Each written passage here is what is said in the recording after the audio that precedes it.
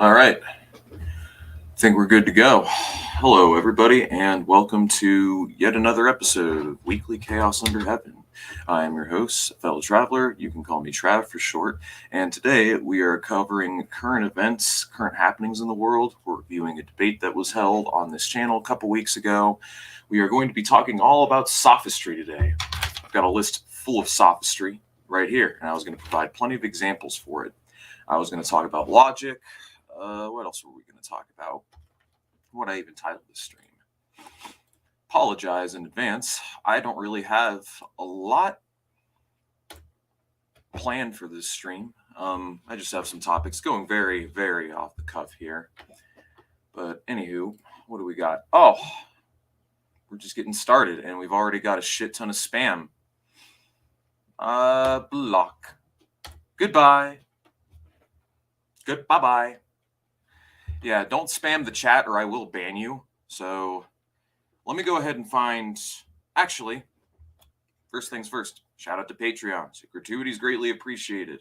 After this live stream is over with, I was going to go work out and work on some videos. I've got many scripts that I have finished. And I would like to finally get to work on this content that I've had planned for y'all. So we're going to go ahead and hope... excuse me. I haven't had my coffee, so I keep tripping up. But yeah, we are going to wait a couple minutes. I'm just going to wait for some more people to come in here. Waiting on these motherfuckers to come in this stream. That's what I'm waiting on. But for now, how are you guys doing? Don't mind me. I've just got a bad habit to indulge. Time being, let's just keep it nice and casual. I have other passions and ambitions that I've been working on outside of this channel lately. I've been getting back into mixed martial arts after a long hiatus. I started rolling mat for the first time in a while, and I started throwing hands. And it felt wonderful. Nothing is more cathartic to me than rolling mat, throwing hands, and just training, man. For those of you who aren't interested in martial arts, I highly recommend it, or at the very least, jiu-jitsu. Jiu-jitsu is very therapeutic for me. I have a lot of issues, and jiu-jitsu kind of helps me compensate for them. Jiu-jitsu is wonderful, man. But yeah, all I'm saying is, you want to be a good martial artist, like a truly good martial artist. The only two martial arts you'll really ever need to know for not only street fighting or self-defense and so on are really Muay Thai, Jiu-Jitsu. If you know Muay Thai and Jiu-Jitsu, then you're pretty fucking set. You're set in terms of training and so on. So yeah, that's what I do. I do a lot of Muay Thai and Jiu-Jitsu, a lot of boxing as well. I was thinking about starting my own bare-knuckle boxing club, but a little far away from that. I want to get some more training under my feet, more training under my belt, rather, before I come around to that sort of thing. But anyways, this stream is not about martial arts, though. It is about politics. What about Sambo? Sambo is good. I wouldn't recommend it as, like, self-defense. Sambo is really just combat martial arts that are taught in the Russian military.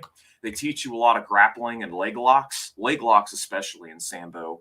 And the logic behind it is basically, if you're in hand-to-hand combat with an opponent and you break their legs, then you didn't just take out that person and put them out of battle. You also put 2 or 3 other people out of battle as well, because that person with the broken legs can't walk. So they need to be carried away from the battlefield on a stretcher. So that's 2 to 3 people that have been taken out of the battlefield. So that's why Sambo specializes in leg locks. A lot of leg locks in Sambo. Leg locks are nasty, man. If I'm a nice person and I'm casually rolling mat, I'm usually never going to put anyone in a leg lock. If I'm going to pull a heel hook on a motherfucker, it's going to be because I hate that person and I want to destroy them.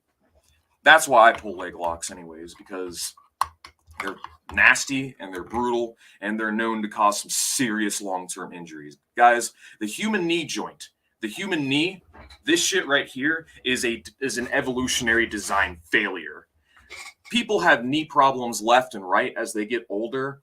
There are so many ways that you can fuck your knee up. it only bends this way. So like if someone clips you from the side, it's very easy to tear the ACL and PCL, the meniscus and ligaments to the knee joint, and give someone permanent knee problems. The knees are just evolutionary design failure. Same with the shoulder joint. This shit right here, designed to fail, built to fail, built to fail. There's a lot of shortcomings and evolutionary mistakes, so to speak, in the human body. And part of what martial arts is about is taking advantage of all these weak points and using them to end a fight as quickly as possible. So there's a series of off buttons on the human body. And in martial arts, I can name the best places to hit a person that will incapacitate them as quickly as possible. The groin, the liver, sternum, ribs, and the chin, and the temples, especially the chin. Chin's an easy spot. If you can, feed someone left hook to the chin, hit them with that left hook, it'll be nighttime. They'll be out. They'll be sleeping. You can put someone to sleep with a good connecting blow to the chin. You can stun somebody by kicking them in the groin hard enough. You can stun them by kicking them in the liver. Combat Sambo. I know very little about Sambo. Marxist Fight Club. Now that would be based. I mean, the hard part about it is that martial artists, many of them, like really good martial artists, are like idiot savants in a sense. Like, I don't know if you guys know who John Jones is. He's a famous mixed martial artist, basically undefeated champion, destroyed his own career because he couldn't go without doing coke before a drug test. John Jones is a fucking idiot, but in the ring, he's a genius. So what I mean by idiot savant is I mean a person who doesn't know what the fuck they're doing outside of the ring, but when they step in the ring, they're a genius when it comes to close quarters combat. Like, they just know how to end a fight quickly. They know how to defend themselves. They have good offense and defensive game. They're good at reading their opponent, countering their opponent. I'm telling you, there's a special type of intelligence that comes with martial arts. And the issue is that many people that are interested in martial arts are fucking morons outside of martial arts. Or not even that they're morons, it's just they have few to no interests outside of martial arts. So, I mean, I'm not saying it can't be done, but it would be difficult to get people who are into fighting into Marxism. It would be relatively tough because it takes a special type of person to want to knock people in the mouth, and that can handle getting black eyes and cuts and bruises. It takes a special type of person and a special type of fortitude. And like I said, I'm not saying you can't appeal to these people. I'm just saying you may have a hard time doing it. You're supposed to use the front base of your feet to make sure you don't use too much of your knees. Your shoulders need more of a force of your lower arm muscles for moving stuff. Everybody is basically Goku outside of the ring. Yeah, no, exactly. Most martial artists are fuck-ups in their everyday lives. Like, the really, really good ones, they can't do shit outside of the ring. But then when they step in the ring, they are monsters. These people are monsters at hand-to-hand combat. They're basically the fighter from D&D. You guys ever heard of the fighter? All right, let me nerd about something else real quick. Let me show you guys something. This is what champion mixed martial artists are. Right here. Check that shit. They've got tons of feats out the wazoo. They're good, high offense, high defense. They got plenty of feats. They're just really fucking good at fighting. But look, 2 skills per level. They can't do much outside of fighting. The fighter is the class where it's in the name. They can fight and they can't do much else. That's just a recurring theme I've noticed with a lot of really, really good martial artists. But yeah, no, everyone is basically Goku outside of the ring. But anywho, I'm not here to talk about martial arts. I'm here to talk about, what's the stream titled again? I'm sorry, guys. Oh, all right, cool. So I want to talk about sophistry. Yes, we have to aim to be paladins. I sent you info on Combat Sambo in the general Discord. Look it up after the stream. I can look it up right now, but I don't see it. Oh, right. It's in. Oh, gotcha. It's in the general. All right, Sambo. Let's do this. All right, Sambo. Today, Sambo consists of three components: sports Sambo, self-defense Sambo, and combat Sambo. Sports Sambo is similar to judo, but with some differences in rules, protocols, and uniform. Self-defense Sambo is similar to Aiki Jiu-Jitsu, basically because it intends to be entirely defensive against attacks by armed and unarmed criminals. It is also designed for specific professions such as taxi drivers, bank employees, bodyguards, etc. It's also very useful for rape prevention and children's self-defense. Combat Sambo is a very aggressive system designed to prepare an individual to be effective in any situation. The purpose of Combat Sambo is to survive. Combat Sambo includes techniques from both sport and self-defense Sambo, but uses them in different ways. The Russian military, police, crowd control have employed Combat Sambo for all aspects of self-defense and close combat. Yeah, so it kind of reminds me of what's the name of the Israeli martial art that they teach to Israeli commandos? I don't even remember its name, but it kind of reminds me of that. But yeah, to be a really good fighter, you want to have very solid ground game, and you also want to be good on your feet. The issue with grappling is if you're up against a single opponent, it's wonderful. If you're fighting multiple opponents at once, it's not going to be nearly as effective because then, yeah, okay, you've grappled this person and you've taken them to the ground, but you still got a couple other people that are on their feet kicking you while you're grappling this person. So that doesn't really help you that much.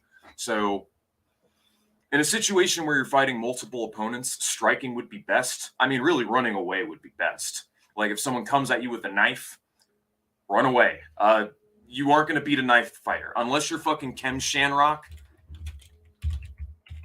Shamrock. Here we go. Ken Shamrock. This guy right here. Unless you're this bad motherfucker, you guys are not Ken Shamrock. I don't care how good at martial arts you get. You're not Ken Shamrock. You are not going to fucking win that encounter. You're not that bad. Just saying. No amount of martial arts is going to save you from a knife fighter, especially if the person knows how to use a knife. Krav Maga, thank you. Exactly. Brazilian Jiu-Jitsu. Brazilian Jiu-Jitsu, I mean, that's what I practice. I roll in gi and I roll in no gi. I personally prefer gi Jiu-Jitsu just because it's more tactical.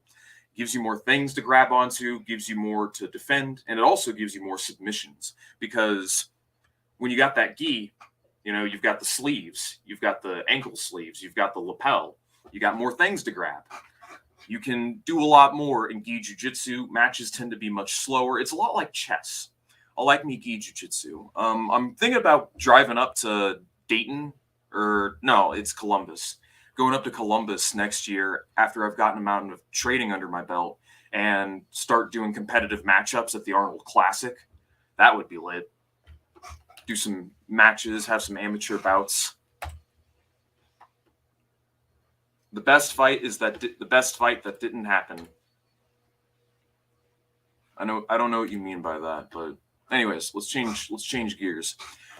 Before we talk about this Vox video, I want to talk a little bit about sophistry. All right, I'm doing this as kind of a primer for my next video because I have a few videos in the works that are all about sophistry and identifying good faith, bad faith actors. So I got a little list here, a lot of notes. I'm going to let my dog out real quick. 1 moment. Here you go, buddy. Free to go.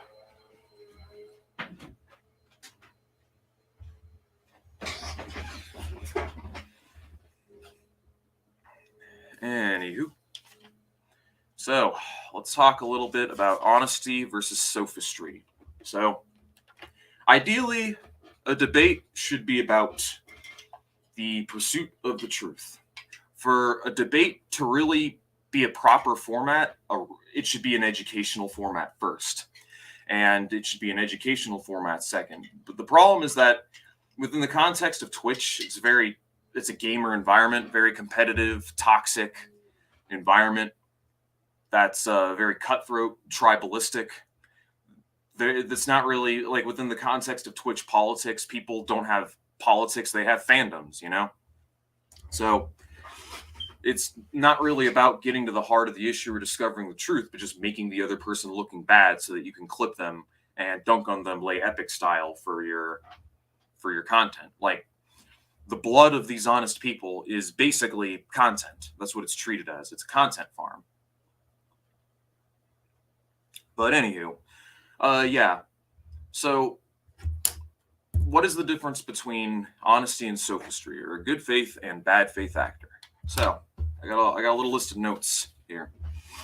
So, the good faith actor will, I mean, interrupting is always going to happen in a back and forth conversation, but they're gonna let you make your points. They're not gonna cut you off an indefinite number of times.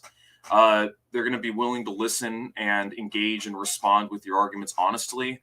They're gonna concede when they're proven wrong on something, like when enough evidence is brought to them.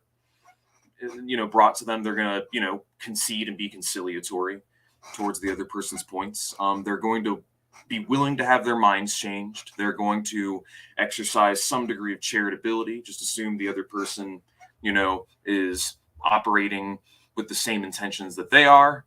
They're going to ask a lot of questions. They're going to engage with the data. They're going to probe deep, and they're going to engage with the information that's presented at hand, and they're going to engage in scientific investigation. It's not really going to be so much about egos or personalities clashing, so much as it is about getting to the heart of the matter, separating the message from the messenger, so to speak.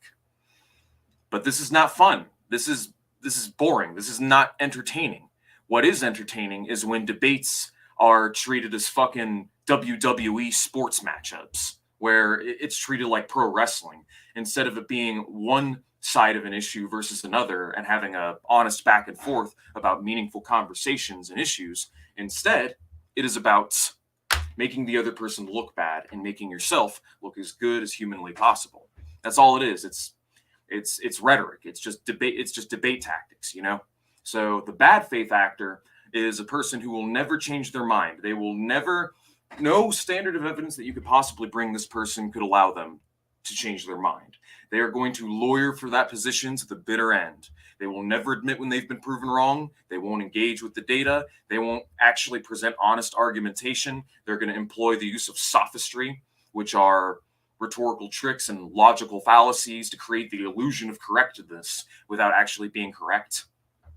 They're going to be uncharitable. They're going to make bad and negative assumptions. They're going to insult the other person. They're going to antagonize the other person. And then they're going to antagonize the other person as to confuse them, as to trip them up, as to get them to make a mistake or slip up, so that they can harp on it, and use that mistake to say that or discredit that person. By discrediting the person, they've discredited the ideas, So that's the general idea. So bad faith actors will frequently try to provoke a reaction. They're going to, in some instances, they're going to be insincere. They're not really going to care about the issue at hand. They care more about winning the debate than they do actually about discovering the truth. And again, they don't engage with the data. So that's a good faith versus a bad faith actor. So sophistry. Let's take some examples of sophistry. I have a full list of, and mind you, there are hundreds of logical fallacies, hundreds of them. I've just got like 20, the 20 most common forms of logical fallacies that I've noticed coming from debate bros. And they're very common, and if employed and used correctly, then, within the context of a live debate or a live reaction, because it's entertainment, it's a very effective way to make the appearance of being correct, of being infallible, of being this fucking personality cult god that's never wrong about everything, that knows everything, that's just better than everybody else. That's basically the point of these tactics. There's a lot of bullying, a lot of dehumanizing, a lot of performative cruelty that's employed to try and basically shit and demean all over the other person. It can involve using overtly racist and sexist jokes. It can involve a lot of ableist and bigoted slurs, like trying to basically morally impugn that person for not being as smart as they are, basically. Just some examples of what I'm talking about. So some common examples of debate bro sophistry. Well, ad hominem, I just got into that, personal attacks, basically killing the messenger. It's very common. There's straw man, misrepresenting someone's points, not actually trying to engage or understand what that person's argument is, just trying to set up and frame the debate as to present a weaker version or misrepresentation of that person's arguments so that you can refute that rather than refuting the actual points that that person is trying to convey. Pedantics, arguing over the definitions of words needlessly and meaninglessly. Well poisoning and red herring. That's a good one. You guys ever hear of right-wingers trying to say that the Nazis were socialists? This is a wonderful example of a red herring here, but they do this all the time. So by saying that the Nazis were socialists, they're basically associating the crimes of the Nazis with the left. And by doing so, they can refute left-wing politics by associating it with fascist crimes, even though the reason the Nazis were evil was not because of the way their economy operated, but because of the crimes that they committed. But so it's a huge red herring, basically. Huge red herring. It's just well poisoning. Not really. It's just trying to associate XYZ tragedy with XYZ political ideology when the comparison isn't even there. And you also have reframing. Reframing is an example. This can involve asking a lot of loaded questions, questions that you ask a person because you're trying to make them look like an asshole. They're questions that have no real answer. They don't actually want real answers to these questions. It's like, when did you stop beating your wife? That's an example. Why did you rape and murder a girl in 1994? Like, those are the kind of questions that loaded questions are. Like, they won't actually engage. They'll just be like, why are you in favor of this and that? Just making these fallacious associations. There's mic dominance and interruptions. That's another thing. Not letting that person finish or make their points, just not actually engaging with the information. So interrupting is an effective strategy. There's controlling the pace of the debate by changing conversations. You've got gish galloping, where you make more points within a single sentence than a person can hope to reasonably respond to within the context of a live debate. You've got appeals to popularity. I've got an audience of beloved followers. They all agree with me. They all think I'm right. Why don't you think I'm right? You've got begging the question, doubling down, moving the goalpost, lying by omission, gish galloping, gaslighting, outright bullying, fallacy, anti-intellectualism, appeal to the social contract, whataboutism, appeal to futility, appeal to hypocrisy. The list goes on. There are hundreds of logical fallacies, but these are just the most common ones that they employ as a means to dehumanize and interpret the other person in the most uncharitable light imaginable, as to demonize them so that they can, shit all over them. And because by discrediting and basically dehumanizing and humiliating this person, you can discredit their ideas and their beliefs at the same time. It's a very effective way of discrediting an idea without actually discrediting the idea. It's killing the messenger, fundamentally, is what it is. Debate bros are very good at this. They're very good at cultivating a tribalistic cult following that basically agree with them on everything and don't ever think and don't ever question what the person has to say. The scary part is that these are all young, impressionable, terminally online teenagers who are very easily influenced, who basically get all their opinions from these people. And what are the opinions of these people? Status quo, ruling class hegemony. So that's the reason why you get all the NATO shilling, the Biden shilling, the Democrat shilling, basically. And that's the reason why, even though these people have such a surface level knowledge on these complex subjects, when someone does come along who's actually well read or well thought out, they're not able to, because they're not professional rhetoricians and because the other person dominates the platform, all they have to do is employ sophistry. And if you've got someone who isn't familiar with these debate tactics and tricks, it can be very easy to make that person look like an asshole. So with enough sophistry, you take someone with really good rhetoric who's a flat earther and have them do one of these live Twitch stream debate bro debates with a astrophysicist. That astrophysicist may not be the most competent speaker, but they're really smart. They're just not familiar with sophistry. And you have someone who's really good at sophistry. You could end up in a situation where you have a person who makes flat earth look reasonable. They make flat earth look appealing. They make flat Earth look legit because the person representing that other issue isn't doing the best job representing that issue. I mean, it's really just fundamentally comes down to bullying, is basically what I'm trying to say. The fallacy. You call out a logical fallacy that another person committed as to discredit their central point. Not true. Just because someone commits a logical fallacy or they have a lapse in logic does not inherently make that person a bad faith actor, nor does that inherently make their ideas correct. We are human beings. We are flawed creatures. We all make mistakes. We all have lapse in logic from time to time, and we don't notice it unless it's called out. So if you point out a logical mistake that another person made as to discredit their ideas as a whole or as to refute the central point, that is logically fallacious reasoning in and of itself. Everyone I don't like is a Malthusian Anglo. Oh my god. Holy fucking shit. Well, yeah, so false dichotomy. Thank you for bringing up Maupin. We were going to talk about that. I love the whole socialist billionaires bit. I love the whole false dichotomy. Caleb Maupin is the master of fucking false dichotomies, man. You're either with us or against us. You're either in the group, in the club, and in the cult, and or you're not. In fact, while we're on that subject, let's look up the signs of a cult. Signs of a cult. You guys are going to love this shit. The warning signs a dangerous cult can sneak up to you. This is good. This is some good shit, guys. Check this out. Sorry about my squeaky chair. How to know if you're in a cult. Behavioral control. A group member dictates where, how, and whom the members live and associate with, or isolate them from others. They regulate your diet through forced fasting. They manipulate a person and deprive them of sleep.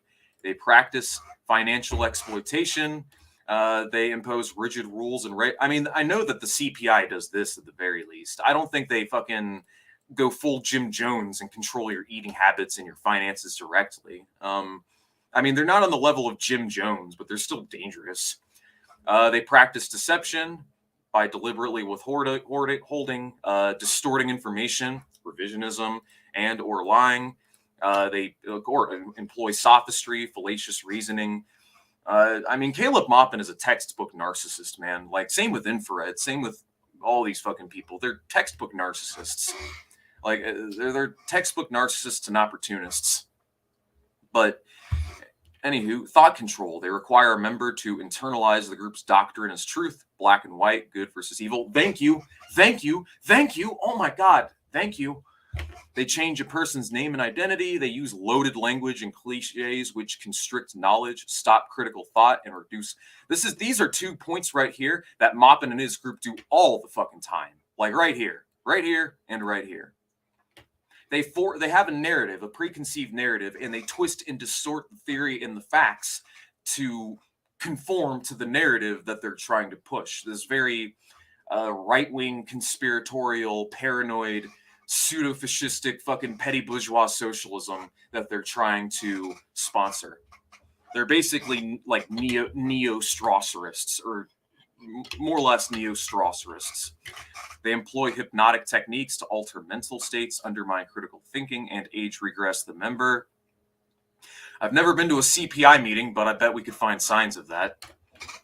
Emotional control. They manipulate or narrow the range of feelings. Some emotions or needs are deemed as evil, wrong, or selfish. They teach emotion-stopping techniques to block feelings of homesickness, anger, or doubt. They make the person feel that problems are always their own fault, never the leader's fault or the group fault. Oh, of course, blame everybody but themselves. That's another thing that these people are good at. Avoiding responsibility for their actions. This is the reason why I say Maupin and his ilk and like the likes of fucking Bosch are 2 sides of the same coin. Because they engage in all the same toxic, tribalistic, cultish behavior as one another. They don't even realize like how they're both the exact fucking same. It's like cartoonish.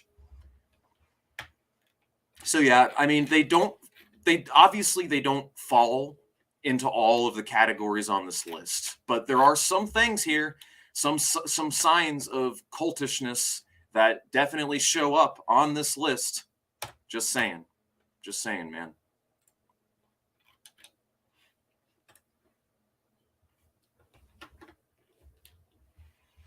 let's see. A lot of public figures are dangerous for undeveloped or uneducated minds. Yeah.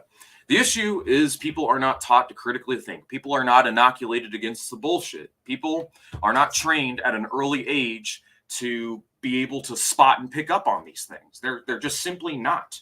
People are constantly emotionally manipulated by our society, taken advantage of, and are played upon and preyed upon for their most basic and primal urges and impulses. And that's all these people depend upon in order for their fucking grifts to work. It just requires emotional manipulation and playing on people's impulses and playing on people's feelings, you know? And the worst part of it is that once someone has been like indoctrinated to that degree, there's like no standard of evidence that could be possibly met to change their mind. You know, look at the video I produced, how Vosh manipulates you. You know, scroll down the comments, you find people committing literally logical fallacies on this list, and they're top-rated comments. You know what I mean? Like an example. Like an example of what I'm talking about, fallacious reasoning. I point out the parasocial conditioning that goes on. Everyone's like, but every streamer does this. It's not unique to Vosh. And I'm like, then that makes it okay? This comment's got like 500 upvotes. And you people, okay, so that automatically makes it okay. That's not something that's worth calling out. It's like saying, oh, well, this person this popular person did X bad thing or X wrong thing, or they made X mistake. And they're like, well, every popular person does this X wrong thing. That doesn't fucking make it okay. That's an example of what I'm talking about, though. There's appeals to popularity, joke out of context, sweeping the information under the rug, not actually engaging with the arguments that are being made, just attacking me and my individual personhood, attacking my character, attacking my image. That's what I'm saying, man. That's all my detractors have. That's all these fucking people have. They can't attack my arguments, so they attack the aesthetics of the argument. They attack my image. That's all they've got. And that's why every time they do that, it's an auto win for me. Every time one of these motherfuckers insults my image or they talk shit and they don't actually address the points that are being made and they don't actually engage with the information, they don't realize it, but I'm the one winning the argument here. That's how I take it. So anyways, let's talk about this debate. One of my correspondents, Based God Flashy, I'm not going to take credit for this. I'm going to give credit to Flashy for this, but basically he went through the debate, and we're actually going to go through the debate with Default and Genderos, and we're going to go ahead and react to that. So Default said some pretty stupid shit, and now that I'm talking about Default, I'm sure somewhere, somehow, now that he knows he's being shat on, he's going to appear in the chat and start posting comments. I know you're out there, Default. Default is the only human on Earth that was born without a spinal column. He just has no spine whatsoever. He's like a sheltered, terminally online fucking loser. But anywho, what do we got here? The conversation you had with Leftism Today, and I wanted to make this conversation because I didn't like some of the framing that Leftism Today had Leftism Today had in his debate with you.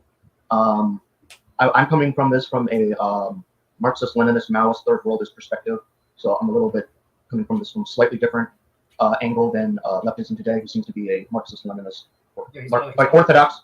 He's an Orthodox Marxist-Leninist or something. Okay. And you're coming from this from the Marxist-Leninist people. Okay, explain.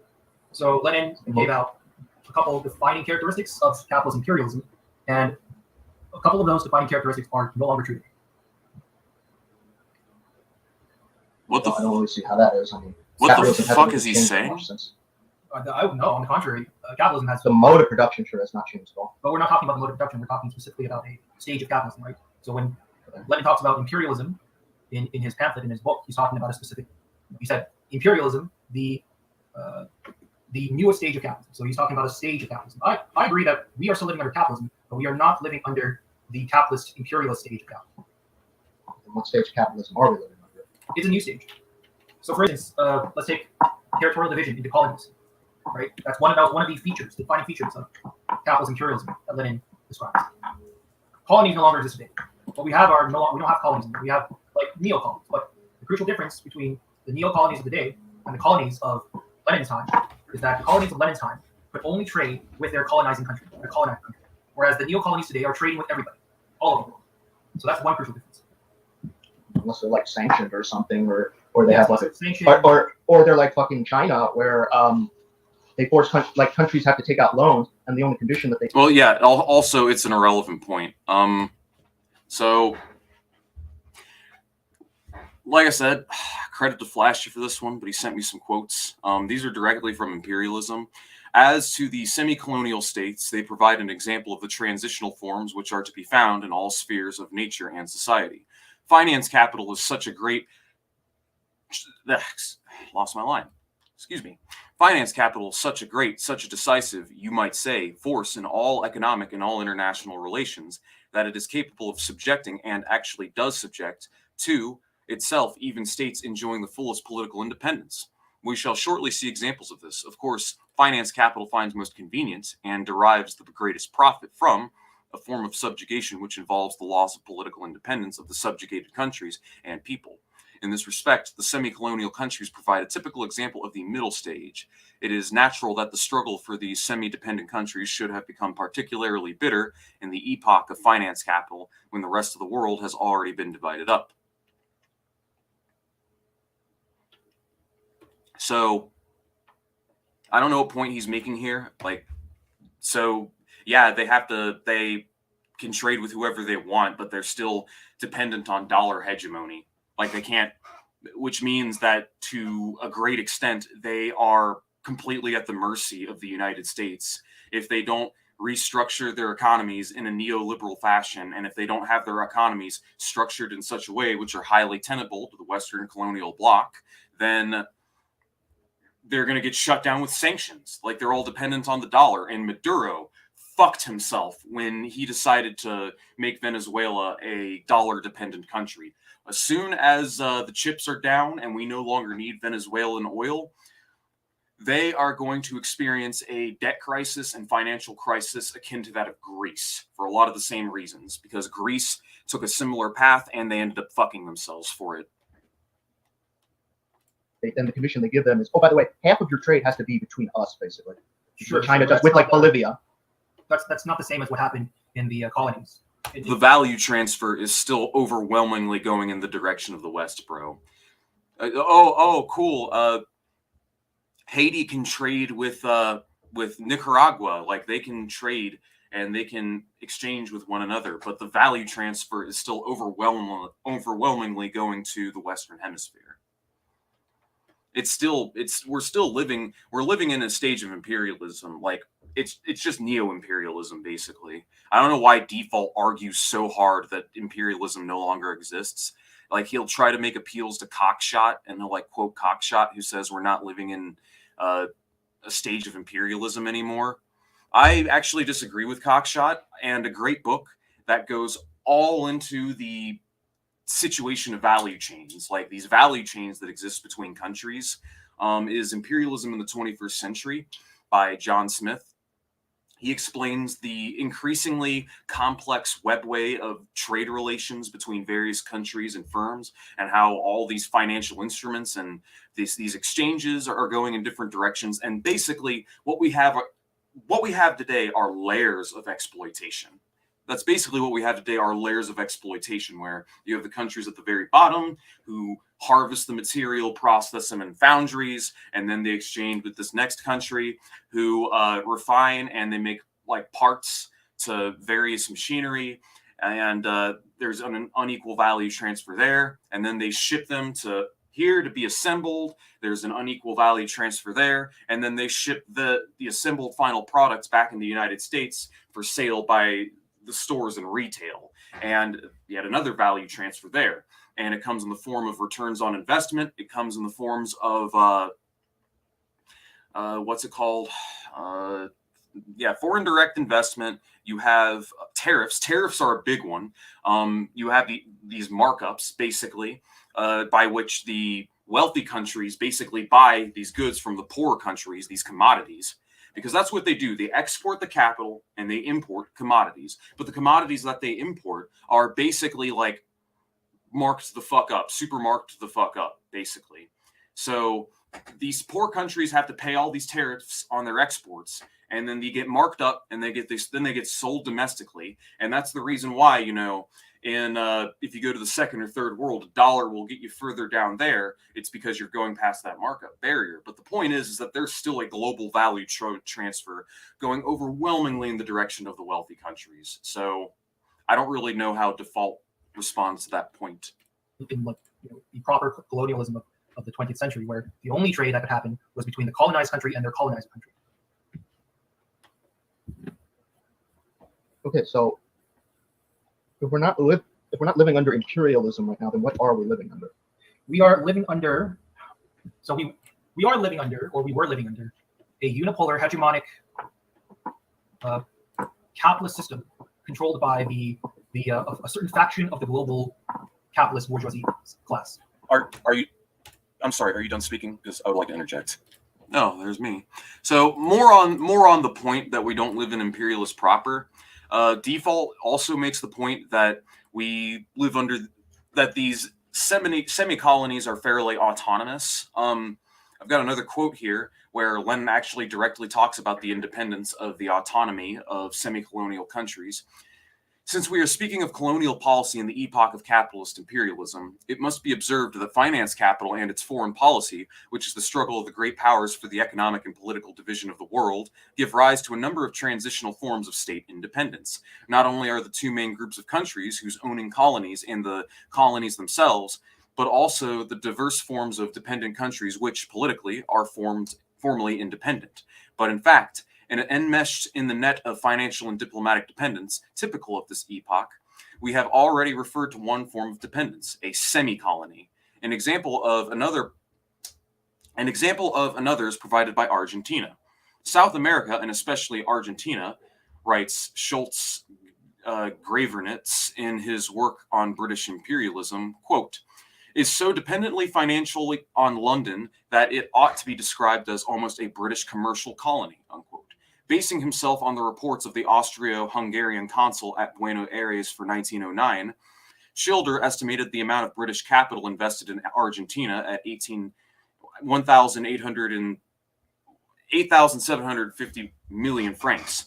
It is not difficult to imagine what strong connections British finance capital thereby acquires with the Argentine bourgeoisie, with the circles that control the whole of that country's economic and political life.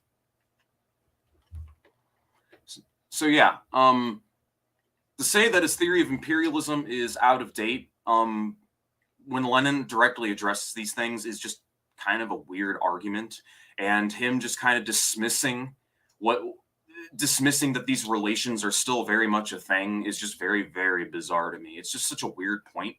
Like, there's clearly a global pecking order and a global hegemonic force that is going on. I mean, you have United States dollar hegemony, by which we used the dollar as the world reserve currency, which everybody trades with, to basically flex on countries and force them to basically behave in ways that are most tenable to our economic interests. You know, a little privatization here, a little austerity there, a little you can't be self-sufficient. You got to be dependent on this global trade, this global interdependent network of exploitation.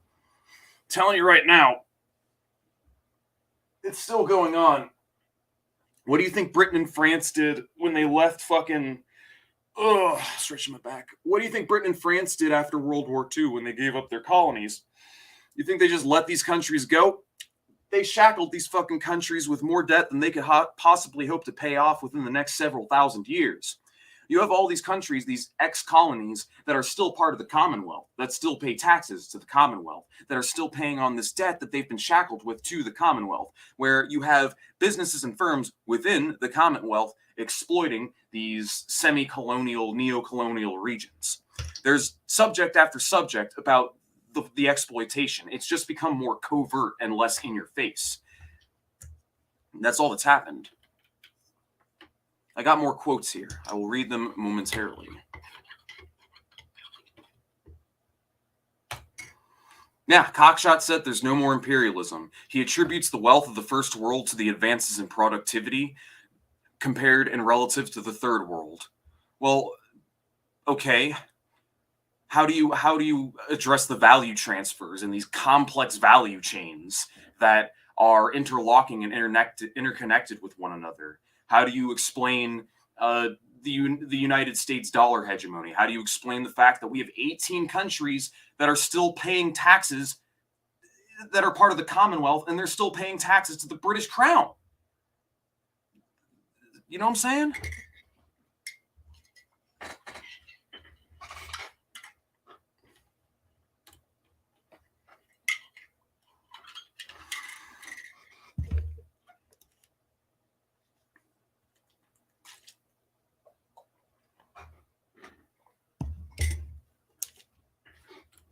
The Ukraine war is not an imperialist war, and the world today is not living under imperialism. So this is why the question of imperialism today is vital for this debate over Russia-Ukraine.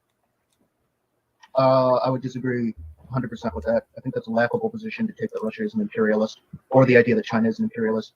Like, or like, I mean, talking about Lenin's imperialism or some other understanding of imperialism. It's literally Lenin's fucking imperialism, dude. Hold on.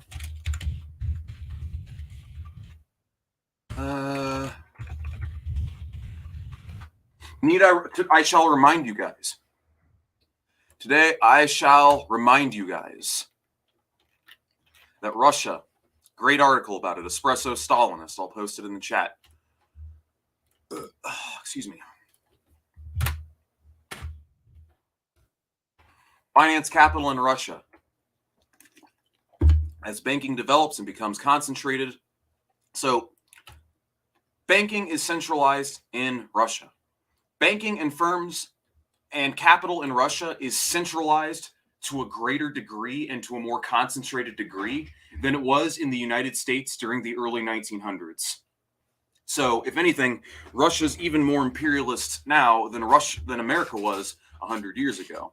So you've got Swift Bank, you've got these financial institutions.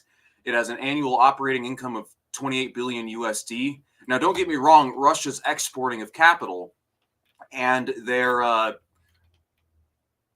export of capital, they don't do it to nearly the same degree as the Western countries for the simple reason that they're not as wealthy. They're not nearly as wealthy. They're not as influential. They don't have the world reserve currency. The reason why they don't destroy and ruin the world to the same capacity as the West is because they literally don't have the capacity to do it. Russia can't starve countries to death with sanctions. They can't go invading left and right like America can. So they're a fledgling imperialist power, you know, and they adhere to all these tenets. Struggle between imperialist powers. Invasion of Ukraine. Ukraine has oil. Donetsk and Luhansk has the largest oil deposits in Ukraine. In the Crimean Peninsula, there are oil deposits everywhere. You think Russia wants a competitor on the market that is going to harvest that oil and sell it to fucking NATO or the UN and the European countries? You think Russia's cutting a competitor out of the market doing this shit, man? There are economic benefits to their invasion of Ukraine. They are dismembering a hostile state, and they're cutting out a hostile competitor. You could really consider the Russian invasion of Ukraine to be, in a sense, a hostile corporate takeover from the Russian petro state / oligarchy. So the idea that Russia's not an imperialist power is fucking laughable, dude. Totally fucking laughable. Like, I don't really get like what the point is. I mean, like Lenin called the Roman Empire imperialist. Are you implying like there's like this one specific definition of imperialism that's universal throughout all time and space or something, or like? Well, it can evolve and change. It seems like you're saying that imperialism, that Russia today is imperialist, but not imperialist in the sense that Lenin talked about, capitalist imperialism. But when Lenin was calling for revolutionary defeatism, he was not talking about a general imperialism. He was talking specifically about capitalist imperialism. There's a difference between imperialism in general and capitalist imperialism. Russia does meet the definition, 5 core definitions of imperialism by Lenin. No, it does not. Russia does not. Russia does not have. The war over Ukraine is not Russia trying to make a colony out of Ukraine. Also, guys, the sky is green. The sky is green, I swear to God. If I say something confidently enough, it's true. That's what I love about reactionaries, man. They implore the power of imagination. They believe something hard enough, it becomes true. Russia is not imperialist because I don't feel like it is. I'm going to make these loaded fucking arguments that make no sense, and I'm not actually going to look at the literature, which is still heavily applicable today, mind you. Well, Lenin didn't talk about semi-colonies and neo-colonies. Oh, yes, he did. Here's some passages where he directly talks about that. You're full of shit, Default. Oh, my God. The other point is that there are no monopolies anymore. We don't have capitalist monopolies. As Lenin They don't have monopoly. Oh, my fucking... Holy shit. This guy's either not in the know or he's just denying reality. Oh, my God. What part of capital is more centralized in Russia? It's more centralized in Russia now than it was in America 100 years ago. Does that mean that fucking America? Does that mean that fucking America wasn't imperialist 100 years ago because its capital wasn't as centralized, or because Russia wasn't centralized enough? There's finance capital in Russia, dude. They have a national bourgeoisie. They export capital to like dozens of countries. They engage in foreign direct investments. Like, what he's saying here doesn't make any sense. He's like, what he's doing right here is just employing the power of imagination. He just imagines these things to be true. That's all it is. talks about monopolies that come out of free competition. Those monopolies don't exist. There's never really been free competition to begin with. No, there was free competition, and the monopolies of Lenin's era arose out of the free competition stage of capitalism. But we don't have free competition anymore. So we don't have these specifically the kinds of monopolies that Lenin was talking about as a defining characteristic of imperialism. Another asinine point. We live in a heavily competitive global market. What do you mean we don't have free competition? This is like the same argument used by right-wingers to say that we don't live under true capitalism. We live under cronyism or corporatism because the competition's not free. It is free competition. It's always been free competition. I'm going to use the analogy of a fight. On the streets, there are no rules. And if there's a fight between one individual and another, and one person brings their fists and the other person brings a gun and shoots that person dead on the spot, people would say, oh, but that wasn't a fair fight. That wasn't a real free fight. Yes, it was, because there are no rules. Like, this is what capitalism is like, dude. Capitalism is not like a cage fight. It's like the streets. There are no rules. It's pure unadulterated freedom. If I'm wealthy enough to corner the market, buy and sell politicians, like companies buy and sell pizzas, then I'm going to do it. I'm going to game the system in any means necessary. And though we like to set up these regulations here and there, and we like to set up these, parameters here and there to act like, there are some rules, and we like to act like there's a formality, it really doesn't fucking matter in the end. Companies do illegal shit all the time. They break their own rules all the time. They violate their own principles all the time. Like fucking America, we preach neoliberalism, the vision of free trade, and that countries, laissez-faire, liberal privatization and all that other jazz. But we're going to fucking directly violate that principle of free trade if a country is trying to do a socialism. No, you can't nationalize your industry. Fuck you. We're going to clamp down on that shit. Sanctions, fuck you. That's a clear example of what I'm talking about. They don't give a fuck about no rules. It's the Wild West, dude. We're living in the Wild West. This is not MMA. This is not the cage. These are the streets. There are no rules. Was monopolies which arose out of free competition. What we have today is a bunch of oligopolies competing against one another. All right. I think we should probably just try to go more into depth with this and less about the definitions and such, because the definitions I find are starting to distract from the core tenets of what is going on in Ukraine and Russia. I think we can all, okay, let me ask you. So when you say, so let me get this straight. I don't know what you call the annexation of Crimea. Can you speak up? Sorry, can you hear me? Yeah, I don't know what you call the annexation of Crimea then. Russian troops are not going to Crimea. Russian troops are already in Crimea from the Russian base that was already in Crimea. Yeah, because Russia had a Ukraine. And Russia, an annexation requires all right, this has gotten boring. Sorry, Trav, but I don't buy the oil deposits either. Neither Russian ML economists are talking about it. The NATO suppression that could harm gas to Europe exports sound more real. What do you mean? The NATO suppression that could harm gas to Europe's exports sounds more real. I mean, that's possible, but here's exactly what I'm talking about. There's this great video that talks all about why Russia invaded Ukraine. Goddamn. I'm probably going to get, it's probably buried under all this pop propaganda now. Here we go. This is it. Gotten even worse.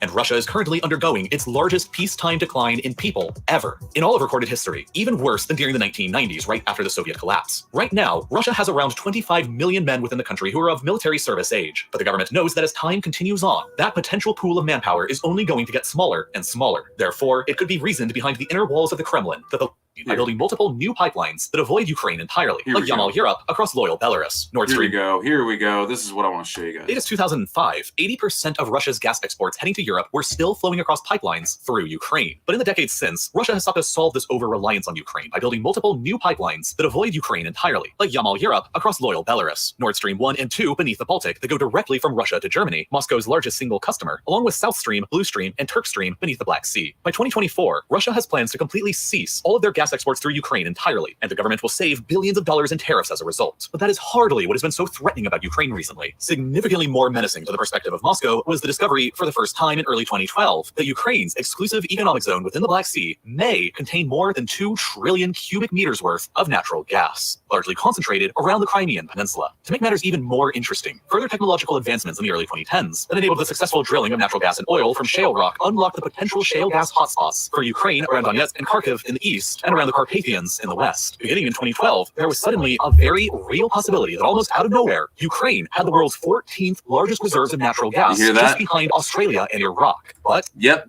there's a lot of potential oil and gas in Ukraine. Natural gas. Let's look at this map real quick. So those deposits. Let's wait for those deposits to come on screen. I want to show you guys something. He talks about it in the video too, but there we go. That's what I want to show you. Donetsk and Luhansk is right here. And there's also Transnistria, however you fucking pronounce it, right here.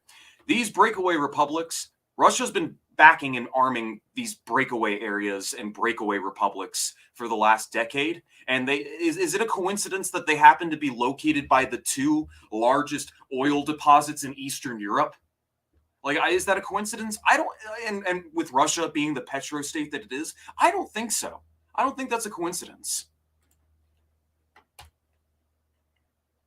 Iraq's ecocide has been on my mind lately. It's Donetsk and Luhansk. I can't pronounce these words, my friend. But where do we go from here? Yeah, I mainly just wanted to talk about that. Then Default says some other really stupid shit over the course of that debate. He said, like, he straight up says that he's down to ally with right-wingers. And, I mean, it's just kind of funny to me. Like, he's talking about allying and working and pandering to right-wingers now, when, like, a year ago, he was talking about why we shouldn't do this and we should actually be trying to convert these people. This dude is, like, he's just got no principles. He's just gone full opportunist. Like, last year, he was saying that it's a bad idea and arguing fervently that it was a bad idea. And now he's just kind of flipped the switch, and it happens to be when he became an infrared cultist. Coincidence? I think not. So yeah, that's the thing. That's the thing. I'm going to look for Vox now. Oh, here we go. The hold the door. So let's talk a little bit about the hold the door. All right. A little about the hold the door. This is something I've been meaning to make a video about for a while. I've been meaning to do my research for this one so that I can more properly address what's being said in this. I'm very likely not going to watch this whole video, but what I will say is that Holodomor originates from literal Nazi propaganda. I don't remember the guy's name, but I'm going to go ahead and pull up fascism, famine, and fraud. Or is it fraud, famine, and fascism? There you are. We're going to open up this PDF. A little learning time, guys. Are you ready to learn some interesting facts? Thomas Walker, the man who never was. So Thomas Walker is where, and there are a few other fascist clowns from the era that have never been to Ukraine. They were never in Ukraine at the time of this famine. And they were taking pictures of the Volga famine from the 1920s and publishing headlines like, this is what I'm talking about. Like, what they were doing is taking pictures like this from the Volga famine and attributing these pictures for headlines of the 1930s Soviet famine, like directly fabricating the data and information. So Tom Walker, let's read a little bit about this guy. Great book about it. In the fall of 1934, an American using the name Tom Walker entered the USSR. After tarrying less than a week in Moscow, he spent the remainder of his 13-day journey to transit to the Manchurian border, at which point he left the USSR to never return. This seemingly uneventful journey was the pretext of one of the greatest frauds ever perpetrated in the history of the 20th century. So yeah, some 4 months later, in February 1935, a series of articles had been in the Hearst Press by Thomas Walker, noted journalist, traveler, and student of Russian affairs who spent several years touring the Union of Soviet Russia. The article, appearing in the Chicago American and New Events Journal, for examples, describes hair-raising prone a mammoth famine in Ukraine, which was alleged had claimed 6 million lives the previous year. So yeah, these are just some of the articles. Right here. So all these pictures, by the way, are from the Volga famine, and he explains this later. Like, none of these pictures are actually from the Soviet famine. And I just want to preface that I'm not saying the famine didn't happen, and I'm not saying people didn't die. Like, obviously people died and shit, but like, this is straight up fabricated slander. Like, this is slanderous bullshit right here. And like, he makes up all these stories. He like fabricates all this information and publishes all these headlines mentioning these horror stories. And yeah, mind you that this dude is a convicted felon. Like, the dude who did this was a convicted felon, but his shit got dropped. Like, the court dropped his shit mysteriously and conveniently after he started publishing these headlines. Famine, and Fraud is an excellent book. I highly recommend it. There are also segments within Another View of Stalin that talk about it.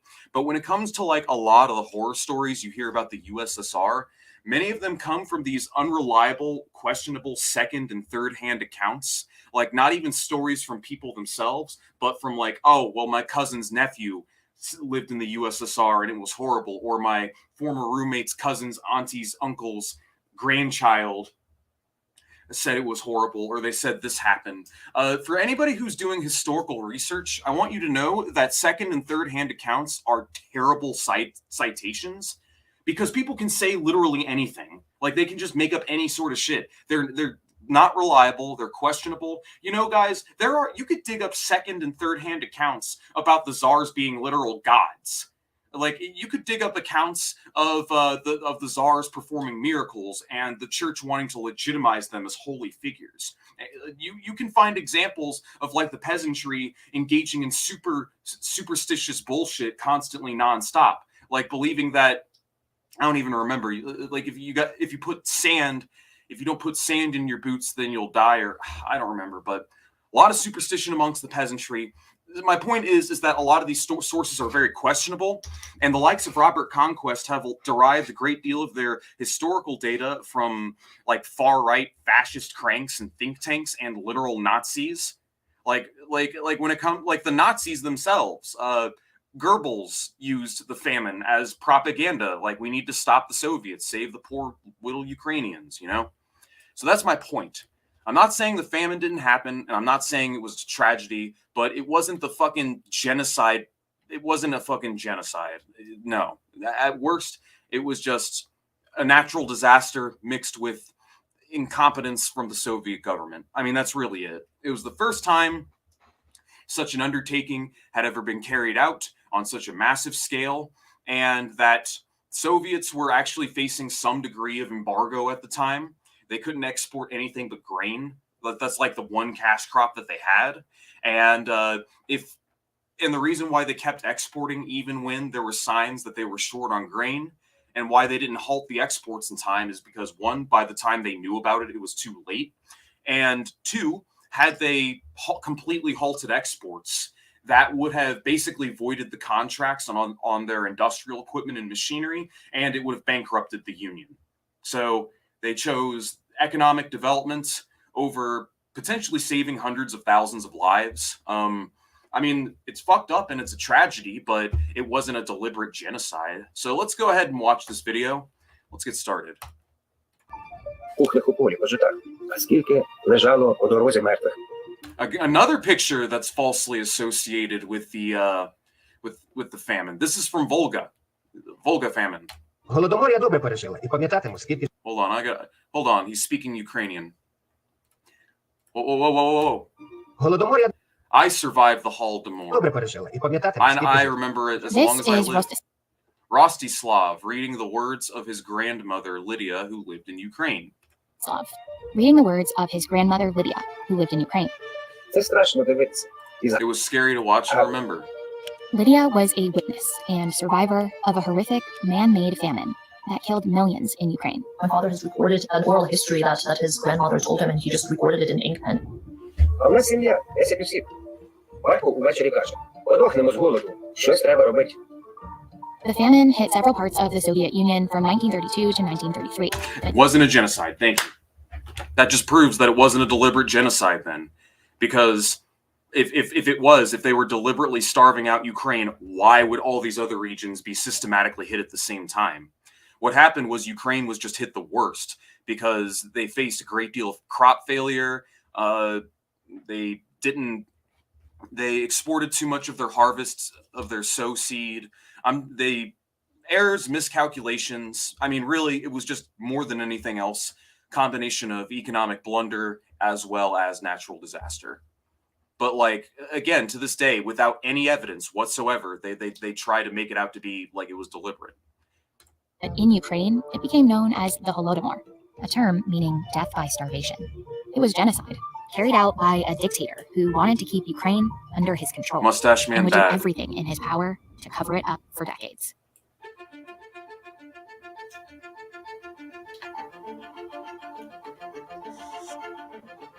In 1917, after the fall of the Russian Empire, Ukraine briefly gained freedom. But by 1922, it was forcefully integrated into the newly formed Soviet Union and became known as the Ukrainian Socialist Soviet Republic. At the time, the country was largely rural. Most of the population were villagers and farmers. Self-reliance is a very important thing for every Ukrainian, and so having that piece of land, cultivating that land was something that was very important to so many. In fact, Ukraine was known for its farmland. With some of the world's most fertile soil, the country was a huge grain producer, especially in these regions. Over time, it became known as the breadbasket of the Soviet Union, and Joseph Stalin wanted complete control of it. When Stalin rose to power in the mid-1920s, a distinctly Ukrainian culture and national identity were thriving. But by the late 1920s, Thanks to the Soviets, because Ukraine was given its own national sovereignty. So you can thank Lenin and Stalin for that one. he and other Soviet leaders feared it could bring on a Ukrainian revolution. They decided to crack down on what they saw as an ideological threat to the Soviet regime. And they began a widespread, violent purge of Ukrainian intellectuals, along with priests and religious structures. You have to think about it as kind of decapitating the leadership of the country. You cut off his head, basically. Around the same time, Stalin Okay, so just to let you guys know, historically, the church has 10 times out of 10, almost every single time irrevocably, sided with reaction, sided against the revolution, sided against even progressive reformist movements. The church has always been a bastion harboring right-wingers and harboring like reactionary sentiments, like literally for all time. So the burning down and the liquidation of a lot of these churches was 100% justified. And maybe not 100%, but I do think that the repression of these religious figures and these thinkers was definitely completely justifiable because self-preservation of the regime. You know what I'm saying? Every state exercises repression of its political enemies. This is nothing unique. I mean, I don't know what else to say. So in regard, oh, here we go, 5-year plan. introduced a 5-year plan that would eventually give him control of Ukrainian agriculture. The goal was to industrialize all of the Soviet Union at a rapid pace, which meant building up industries like electricity, coal, and steel.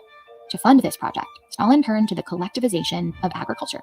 which meant consolidating individual farms across all of the Soviet Union into large state-run farms. If you Yep, ending the famines that had been plaguing Russia and Eastern Europe for centuries. combine, 60, 70, 80 small farms into one big farm, it's easier to control it. It's easier to extract surplus grain or surplus sugar. It's more efficient. Centralization shits all over small-scale production. Like, dude, this is like basic econ. Whatever that farm produces. In Ukraine, the plan gave Stalin direct control over grain production. Also, just to let you guys know, many Ukrainian farmers were allowed to still have their own personal plots of land. Like, they were still allowed to grow their own food for personal consumption and sale on local markets. I mean, it's just the lion's share of the land was collectivized and industrialized. And mind you, another thing that you guys ought to know, but this was actually a popular movement from below more than anything else. It wasn't just evil Stalin, the omnipotent tyrant, making everyone collectivize. There were many among the peasantry and many among the party and many within the cities that willingly submitted to this process. It was really like the middle class and like the wealthy peasants and like the wealthy merchants and kulaks, as they are called, who basically ended up frustrating and resisting it. And what happened to a lot of these people that resisted collectivization? They got deported. That's basically what happened. Which meant he could extract all of the crop to sell to the West as a way to fund Soviet industrialization. By this policy of industrialization, by taking away everything that grew on the land, Stalin aimed to really destroy that connection between the land and life itself. That was one of the key ideological things in industrialization, saying that it's not about the land, it's about the state, the Soviet state, that will then provide for your livelihood. Many Ukrainian farmers who had worked independently for their entire lives resisted Stalin's plan.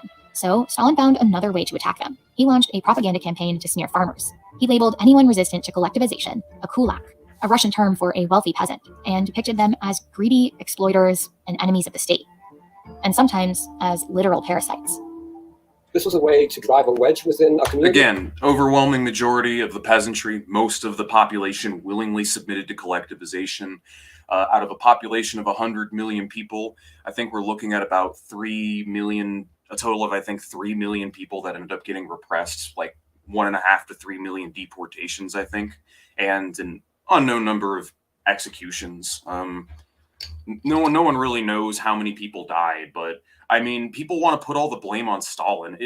It's just so weird to me because they act like it wasn't a regime full of people, as though there weren't other actors that were enforcing it. And like, mind you, this was like a decision that was made collectively. Like the country, the CC collectively made this decision at once. It wasn't just one guy. It wasn't just like Stalin's like, I see grain, I take grain. No, it wasn't that at all. It was they made the decision after initially being against it, and they decided to carry out collectivization because at that point Russia was still very poor and was still suffering from cyclical famines. Like in 1925, they had a really poor harvest and poor shortage, and what ended up happening is you had all these wealthy peasants that were basically taking the grain and fleecing the government. They're basically selling their grain at monopoly level rents, and the government had no choice but to capitulate because they have all the grain and they need to export the grain so that they can buy equipment to modernize. So one of the driving motivators behind this was basically to shut that out and basically to centralize production just because it's more efficient. It's more economically productive. I mean, it's tragic to an extent. It was a kind of socialist primitive accumulation of sorts.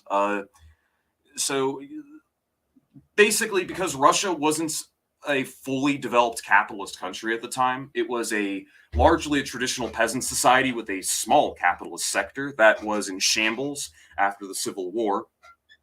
And they started with the NEP, and then once they decided to carry out collectivization, ultimately what it did was ended the famines which plagued the USSR for centuries, and it would have been better. It would have been worse, not to collectivize, not to super industrialize. I'm telling you right now, man. I'm going to show you guys something. You want to see what the world would look like today if the Soviets didn't super industrialize, super collectivize, I'm going to actually, Europe map. I want to show you guys something. So here is the world map. Check this shit out. So what you're seeing right here is the world map. And right here is Germany. If Russia never collectivized and modernized, pretty much everything from Poland to Ukraine, Belarus, these countries right here, part of Central Europe, most of Russia, all the way up to the Ural Mountains and beyond. Everything you see right here within this singular cone that I'm circling around, all of that would be New German Rhineland. That would be Lebensraum now. That would no longer be Russia. It would no longer be Belarus or Ukraine. It would basically become America 2. That's what you would be seeing right now if the Soviets didn't super industrialize and they didn't take the path that they did. What you would be seeing right now wouldn't be a map of Russia, Belarus, Ukraine, and Poland, and all these other countries. Everything from Poland to Russia to the Ural Mountains would be America 2. That's the outcome that would have happened if they didn't do this. So it's a tragedy. A lot of people died. A lot of innocent people got caught in the crossfire. But again, nothing that they've brought up thus far has proved that this was a deliberate genocide. So I'm going to skip ahead. Let's go ahead and skip ahead a bit. And it's a way to justify, I think, what the Soviet state and what the Communist Party is trying to do on the ideological side. No matter how rich or poor, Stalin seized the belongings of the so-called kulaks. He then exiled, imprisoned, or executed hundreds of thousands of them. And for the farmers who remain, he engineered hundreds of thousands out of a population of millions. Many of whom voluntarily did it, but again, a famine to starve them. In 1931, Stalin deliberately set quotas for grain production that were far beyond the capacity of farmers across the Soviet Union. When farmers failed to meet those quotas, Stalin's men swept their farms to confiscate all the grain they could find. Records show the Soviets took over 4 million tons of grain from Ukraine alone in 1932. That same year, a new law punished anyone who took even a handful of grain or was caught hiding grain abroad with 10 years in prison or the death penalty. Stalin's oppressive collection policy created a famine that started spreading in grain-producing regions across the Soviet Union. Why aren't you talking about the irregular weather crisis, events? pleading for a change in policy. And that's what makes it so diabolical, because if a government is really concerned about its population, its people, then at the end of the first famine year, it can reverse its policies. Instead, the government and the party actually double down. Their commitment to collectivization. They did, yeah, again, they did it because it would have bankrupted the USSR. Are they going to talk about the weather events or not? Made the famine deadly in many parts of the Soviet Union. But when it came to Ukraine, Stalin's need for the complete submission of its people compounded the effects of the famine. In the fall and winter of 1932, Soviet police began seizing not just grain, but anything edible, even livestock. Farms in Ukraine, and sometimes entire villages, were blacklisted for missing grain quotas, torn apart for food, and prohibited from receiving any supplies. And in January 1933, knowing Ukrainians were leaving in search of food, Stalin closed the borders of Ukraine and policed migration from Ukrainian villages to cities too. In the coming months, That was the correct policy, and I can explain why. You got a famine going on, right? You have a famine going on. Now you have all these people wandering around looking for food. Just to let you guys know, they imported aid from Mongolia. They brought in seed and they bought grain from Mongolia and India, and they brought in aid and had so that they could have it distributed evenly amongst the population. And you can't do that if the population is just fleeing and going wherever the food is. They had to keep everyone in place so that they could bring in the aid and disperse it evenly amongst the population. Problem is the aid came in too late, and by the time it came, the damage was already done. Like, don't get me wrong, Stalin fucked up, but this still doesn't prove that it was a deliberate genocide, because here's the thing. A similar number of people died in Kazakhstan. A similar number of people died in Kazakhstan, and Kazakhstan was hit similarly as hard as Ukraine. So why aren't anybody making allegations about the Kazakhs, you know? So if this was a deliberate genocide, like, why are they importing hundreds of thousands of tons from India and Mongolia to fucking feed all the starving people? You know what I'm saying? tens of thousands of Ukrainian villagers. So yeah, they don't bring up the irregular weather, which was also a massive contributor. They don't bring up the cyclical famines, which Russia was plagued with for centuries. They don't bring it up, and they just, the whole video is just mustache man bad. This whole thing's a fucking emotional appeal. Like, that's all this is. It's appeal to emotion, and it's Nazi propaganda. Vox is literally spreading Nazi propaganda right now. Trying to flee and were sent back to their homes to starve. This was a targeted extermination of peasantry. That which can be asserted without evidence can be dismissed without evidence. Similar amount of people died in Kazakhstan. So were the Soviets trying to genocide the Kazakhstanis as well? Also, regions across the country were getting hit, like the countryside. And mind you, parts of China were hit by this famine as well. Parts of China, parts of Europe. This famine was pretty widespread. And before Europe industrialized and modernized, they suffered from cyclical famines as well. So keep that in mind. People try to find food and, like, where are they getting these pictures from? Like, that's my question. I want to know where these pictures are from. Why don't we check this works cited? Are there works cited? Also, let's see. Hold on a in second. rivers and streams, they began to eat their animals, their pets. They began to catch birds and mice, whatever they could find on trees that would give them some sort of sustenance. People were so desperate that they ate flesh from animals that they found on the road, and some even resorted to cannibalism. But even in this unimaginable suffering, Ukrainians fought for their lives and each other. She was my great-grandmother. I have fond memories of her. My dad, when he took me to her village, I was really young. So Lydia's house is actually my first memories. The way Holodomor happened, it was mostly happening. So again, these people, second and third hand accounts. My mother's nephew, my great-grandmother, this distant relative, this distant cousin, this distant person. That's what you'll primarily see them reference from second and third hand accounts. You'll never hear it directly from the people. Like, we aren't here. Like, why don't you show the direct writing of your grandmother and see it, like, on the ground? Like, why are you speaking on your grandmother's behalf, is my question. Lydia was a student at the time. And she actually told me about how they survived. Ночью під деревом викопали ямку, в ямку поставили діжечку, We put a в barrel ящик in насипали зерна, засипали землею і висипали попіл. and cover At the night, they barrel. would make flour out of that wheat and make some makeshift bread. And the reason why they would do it at night is that nobody could see the smoke coming out of their windows. Lydia describes horrific village scenes, seeing a mother die of starvation and police taking away children. Once, when Lydia saw her neighbors who had bloated bodies and couldn't get up, she started to sneak them bread and milk. It's likely due to her efforts that 7 people out of that family of 9 survived. And I mean, that's a tragedy. But again, how does this vindicate the whole deliberate genocide narrative you're trying to push? Another fun fact, a lot of this food aid was concentrated in the cities, primarily in the cities. Countryside was largely just kind of got fucked over by this whole situation. But my thing is, like, the whole narrative is that Stalin was trying to get back at the Ukrainian nationalists for resisting evil totalitarianism. But my question is, if the Soviets were doing this to get back at the Ukrainian nationalists, why would they then send the bulk of the food aid to the Ukrainian cities where many of these nationalists reside? Surely, if this was a deliberate genocide famine, they wouldn't be bringing in any aid at all whatsoever, right? Like, they wouldn't have brought in any aid, and that's why it just doesn't make any sense to me. And also, like, none of this vindicates that point either. Like, none of them they haven't brought any positive evidence.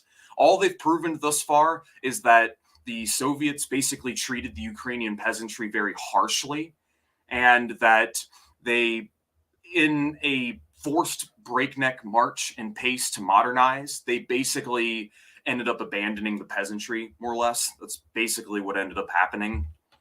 Again, tragedy, but not a genocide.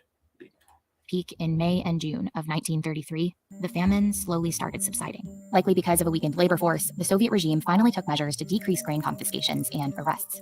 By 1934, most regions collectivized. Almost all farmers were working for the state. Though we will never know the total number of deaths from the Holodomor, a recent study estimated nearly 4 million Ukrainians killed. Places like the North Caucasus, with a large Ukrainian population, suffered greatly too. And further east, Kazakhstan lost at least a third of its population. So many people perished during the Holodomor that the Soviet Union had to Don't send you think that undermines your genocide famine narrative when most of the rest of the population in the general region is also suffering to equal degrees? Like, why would they just, like, surely they would be going out of their way to, like, alleviate these regions, like, and Ukraine wouldn't be, like, deliberately deprived. The only reason the reason why it hit Ukraine the hardest was because Ukraine was the breadbasket of the USSR, and that's why the quotas were the highest, because that's where they got the most of their grain from. Again, whole thing was a tragedy. It was a huge blunder on the part of the Soviet government. I don't know how many times I can repeat myself. What do we got here? south, which are to this day places with large Russian populations. In Russia, Stalin carried out a massive disinformation campaign to cover up the famine he'd created. Throughout the crisis, he outright denied that a famine ever took place. He banned... Wait, hold on. Whoa. Des Moines, hold on. The Kansas City Star. I want to see where... Throughout the crisis, he outright denied... Russia denies famine report, food shortages admitted. Kansas City Star.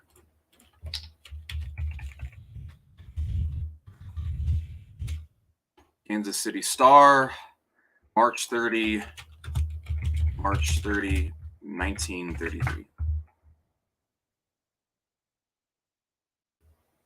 Who was the editor? Who's the dude who wrote this? I want to know who the writer is. I'm gonna laugh if it's who I think it is. Wilson, obituary. Here we go. Kansas City Star clippings. Tracking Nazis' rise to power in U.S. newspaper coverage. Ooh, this is interesting. Oh, fuck you. God damn. They want me to... Oh, let's go. Kansas City Star.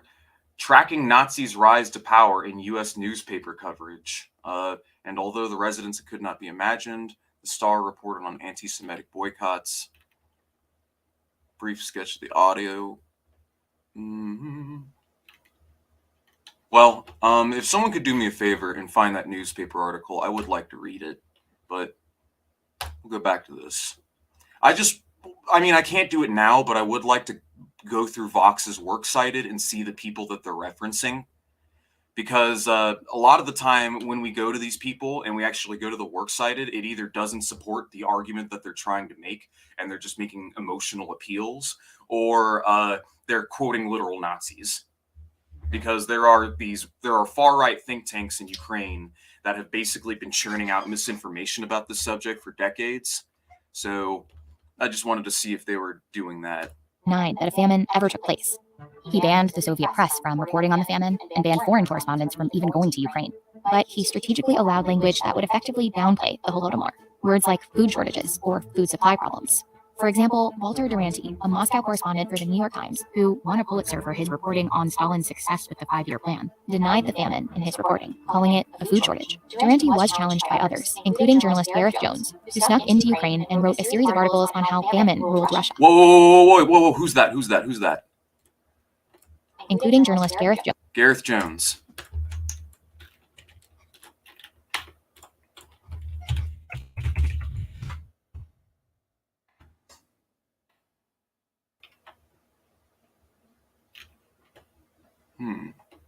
Mother Russia, son Welsh, steel industrialist, advisor journalism. Jones become a professor.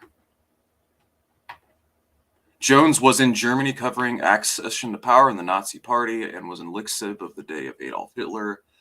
A few days later, the fastest and most powerful 3-motored aeroplane in Germany, Jones became one of the first foreign journalists to fly with Hitler, as he accompanied Hitler and Goebbels to Frankfurt, where he reported on Western Mail and the new chancellor's tumultuous acclamation in that city.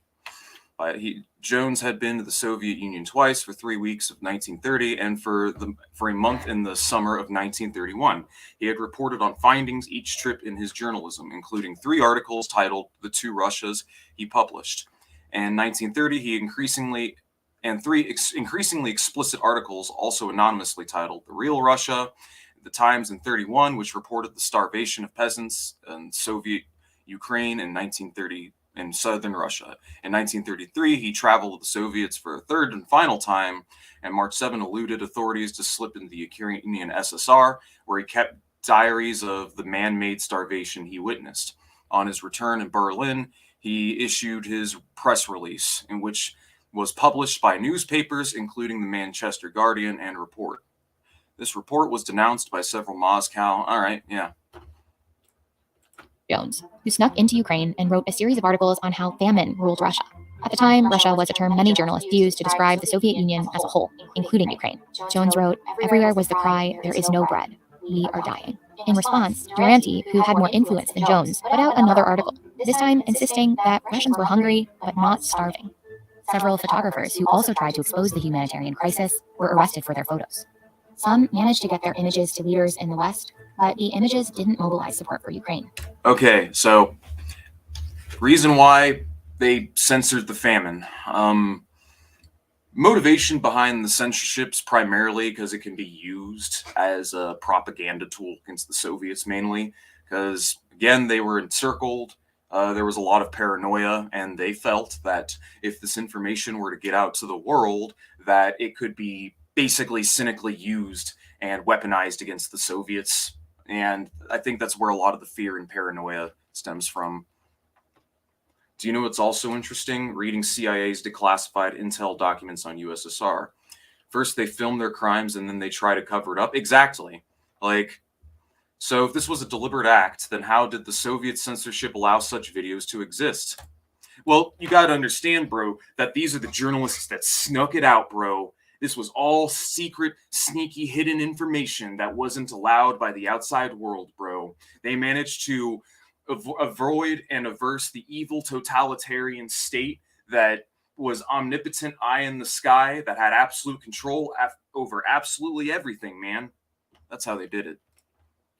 The West didn't want to get involved in Soviet politics. The most cautionary tale is remembering that the world didn't come to Ukraine's rescue. It seemed like an internal issue. There was a lot of misinformation, disinformation. Outside of controlling the media narrative, Stalin destroyed archives and made sure death certificates didn't use the word starvation as a cause of. And then there was the case of the 1937 census, whose findings showed a drop in the population of Ukraine. So Stalin decided that he couldn't allow this to be made public. The people who compiled the census, most of them were arrested and some were even executed, and the census never became public. Over the course of the next several decades, the Soviet Union continued to suppress the Holodomor. But in Ukraine, the truth was quietly passed down through generations.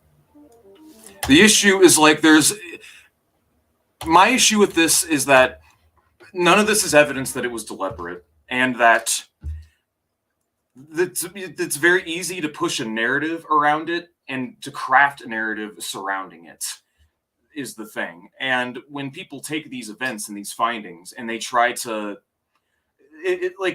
what they're doing is they're using these findings and they're just using these appeals, but they don't actually like really vindicate the notion that it was deliberate, because again, they left out the weather events, horrendous weather. They left out the context that Soviet Russia, or really the former Russian Empire and that general region, had been suffering from cyclical famines for centuries, and that it was an ongoing problem. They don't tell you that collectivization actually helped them win World War II because it kept their armies fed and it logistically supported their supply lines. They won't tell you that collectivization ultimately ended the famines in Russia and finally brought an end to the cyclical famine cycles and gave them surpluses of grain for centuries to come. And, you know, idiots might point to World War II because they did have a minor famine after World War II because the Nazis destroyed their farming infrastructure. But again, that was again something that was completely out of their control. This was within their control. Honestly, if they weren't engaging in the forced march to industrialize and collectivize, if they didn't feel the looming pressure from the outside world and capitalist encirclement, then they wouldn't have had to have basically developed at such a breakneck pace. But again, you know, It's easy to look at the tragedies that happen with these people's individual lives without thinking about the bigger picture, because there's a bigger picture here that they were basically trying to adhere to. Again, like I said, I'm not going to sit here and deny that it happened. Obviously not. Like, the famine did happen.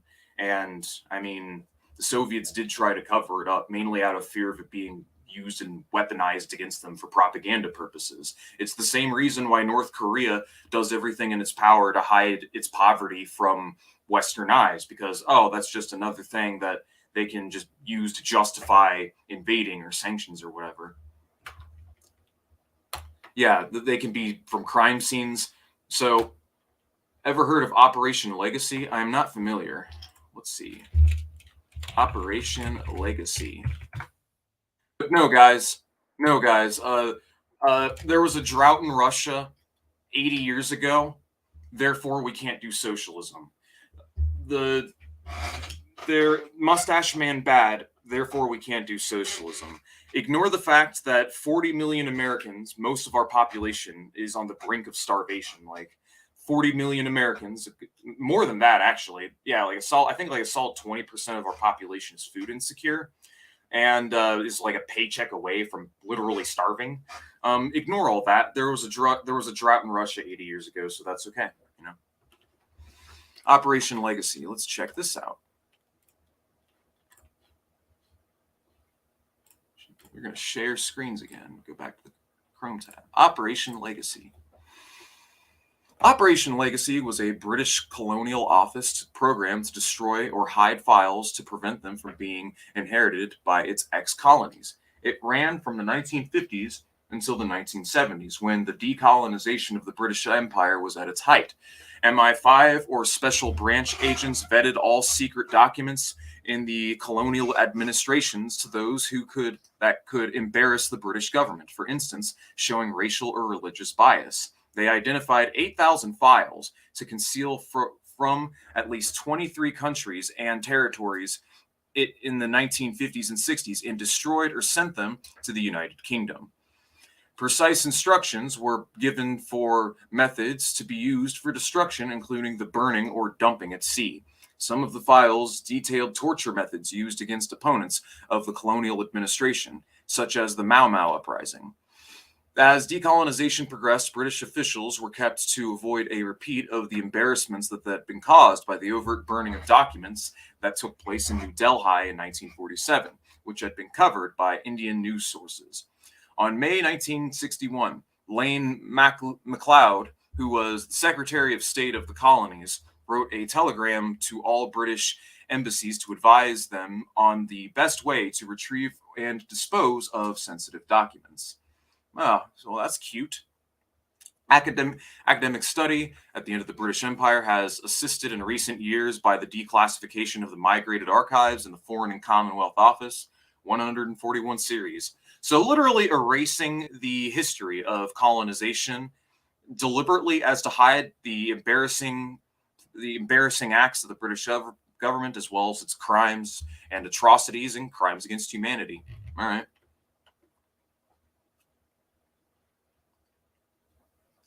Some 20,000 files have been declassified. These news can now be accessed at the National Archives. All right, cool. So on that note, I think now would be a good time to talk about decolonization. Decolonization. So I ain't talking about France and Britain giving up their colonies and creating the appearance that they no longer dominate these countries. I'm talking about real sovereignty. But within the context of the United States, I think I'm going to primarily be referring to decolonization from settler colonialism within the specific context of the United States of America, specifically America. So let's go ahead and talk about this. So you guys want to see indigenous territory?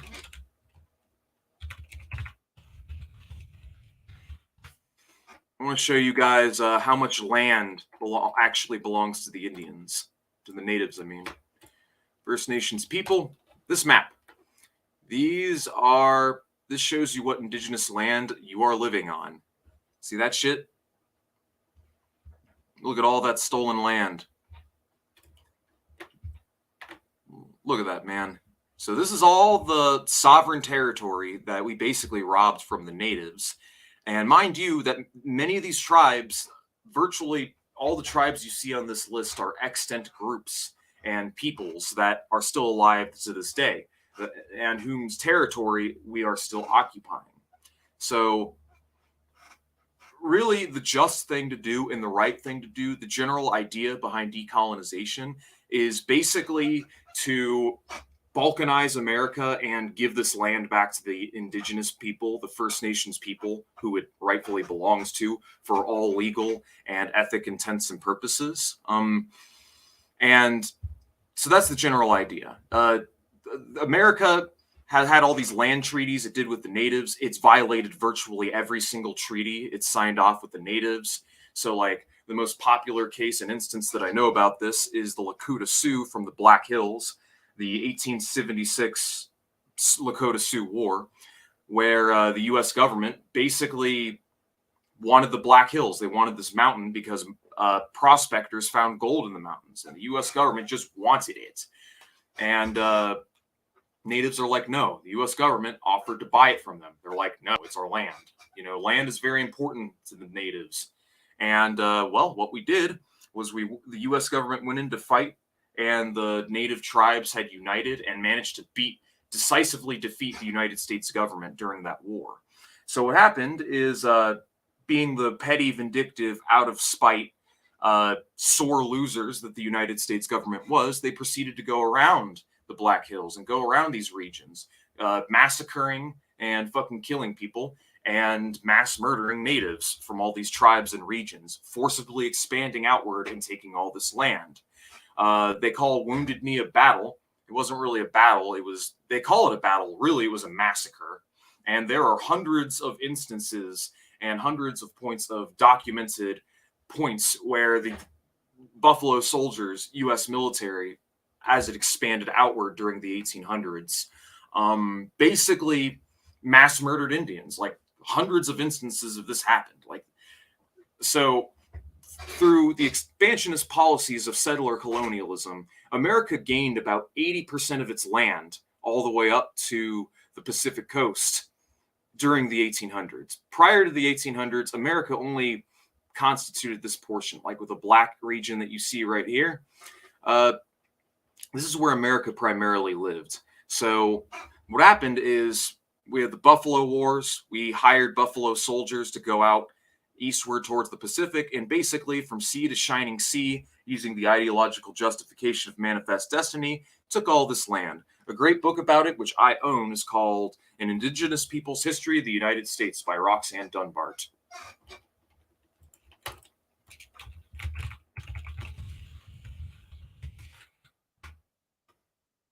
This is a goodie. It's all about it. And then, so the whole analogy of America being the successful version of Nazi Germany is true, because Lebensraum and Manifest Destiny are literally one and the same. The main difference is that the Nazis just wanted to do it on a more deliberate, direct, systematic, industrialized scale. Otherwise, yeah.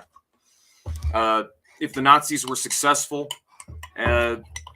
Russia would have become America too, basically. So the idea behind decolonization the idea behind land back is that we basically make the U.S. government honor and uphold the treaties that it fucking signed off with the natives in the first place. Because, like, literally every time we signed a land treaty and said, okay, this is your land, legally it's yours, the U.S. government just found, oh, there's something we want. We want it, we take it. And they drive out the Indians and have been, for decades, consolidating them into smaller and smaller, basically reservations in concentration camp-like conditions. They wiped out their cultural identities. They wiped out their languages. I mean, America committed both cultural and literal genocide in every sense of the term. Estimates vary, but, like, within the 1800s alone, an estimated, I mean, this is a lowball estimate, very lowball, minimal estimate. U.S. government killed 5 million Native Americans. That's a lowball estimate, as low as it gets. A more realistic estimate, you could extrapolate a number between 10 to 20 million indigenous people. realistically. So the idea behind land back is that we honor these treaties and we give the land back to the natives. And the idea behind decolonization is that we basically decolonize, and we not only give this land back, but we basically declare them these new countries, new sovereign territory of its own. And that would naturally entail the liquidation of the United States based on what you see on this map. So liquidating the United States is based. I agree with that. I think that the world would be a better place if America was balkanized and reconsolidated into a new socialist union of sorts, where the indigenous and the oppressed are basically, they have control of the land because it's their ancestral legal land. So they have control of it. It obviously wouldn't be private property. I mean, it would be common property, because that's the way the indigenous have lived for centuries. Indigenous society, I mean, they had different economic modes, but for the most part, they had a very egalitarian, matriarchal type system. A lot of these clans and groups did. So, like, basically, many of them are socialists, and I mean, naturally, land reform is going to be an important part of socialism anyways. But when it comes to decolonization, I'll admit that I'm not the most well-read. I want to get Dead Man Animations on the channel so that he can talk all about it. I want to give Dead Man the floor. If not Dead Man, someone else. So if you guys know anybody who's an expert on this subject, I mean, I'd like to talk to Professor Flowers about it, because, I don't know, apparently she's an expert on it. But there's a few different people that I have in mind, but I'd like to bring someone on and have a stream all about it. But generally, the main knee-jerk reaction that people have when they hear about decolonization is that the indigenous and the oppressed want to take retribution upon the colonizers and all the white folk. That they want to take retribution, that this would entail deporting and kicking out all of the white people, getting rid of all of the white people, that this would just be genocide, basically. Actually, two things. One, no, it wouldn't. This is all stolen land that we are occupying on. They'll be like, well, you're punishing the sons for the sins of the fathers. Actually, you're punishing the sons for the sins they're continuing to carry out as their forefathers did. We are still occupying stolen land that does not belong to us. That is, for all intents and purposes, the natives' land, so they can do with it whatever they want. But fortunately, they don't want to do that. They don't actually want to deport everyone. So that's a misrepresentation. Not only is it a straw man, two, on some level, it would be justified. But I don't agree with it. And the good news is that the natives don't want to do it either. They don't want to do it. Like, they're willing to tolerate and let us live here, so long as we respect the land and respect their laws. Basically, it would by design entail the redistribution of wealth and the cooperatization and nationalization of industry and the reconsolidation of our economy into a series of socialist republics. How would decolonization happen if the whites are so demographically dominant? It's simple. It's a new country. Natives and their tribes and their chiefs are the ones in charge of it, and they set the rules, they set the laws. So basically, it would just be a new country is what it would be. They would be new states, new constitutions, new laws, and they would just have control of their sovereign territory. And basically, we would all have to honor and accommodate the new set of laws and rules. Good news is that the bulk of indigenous people, a good chunk of them, are some kind of socialist. Many of them are socialist. So, in the advent of decolonization, that it does occur, it would by design necessitate the collectivization and cooperatization of the economy and the abolition of competition and replacing it with cooperation and association. How many Native Americans are there in North America? Karl Marx didn't think a lot of indigenous people. Karl thought the U.S. should annex the entire country of Mexico. Karl Marx had a very Eurocentric vision of his analysis. Marx wasn't right about everything. He had the wrong idea. He had a very shallow understanding of colonialism and the settler colonialism of the United States and this general topic in question in general. So this is actually a weak point for Marx. So yeah, this is an area where Karl Marx is wrong. In general, though, I believe there's an estimated 5 to 6 million natives within the United States in modern times. 5 to 6 million natives, maybe more. But yeah, right now there's roughly 5 to 6 million indigenous people left in America. I mean, yeah, they're a minority of the population, but I mean, yeah. Decolonization, deport Pat Socks to China and Russia. What if a lot of people in the East Coast, for example, want to remain in the US? Tough shit. Unfortunately, it's pretty much going to have to come down to violence. If people are not willingly going to want to, if people don't want to abolish and replace the United States government, if they aren't willing to have the land and the country reconsolidated into a new union of republics, basically, like a North American socialist union of sorts, then, I mean, civil war, I guess. Like, if you have enough people resisting you. I mean, that's the whole point of civil war, isn't it?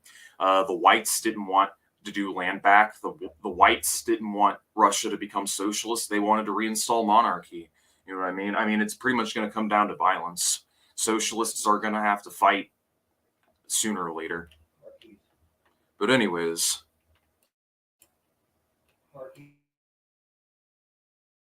One second, guys. I'll be right back.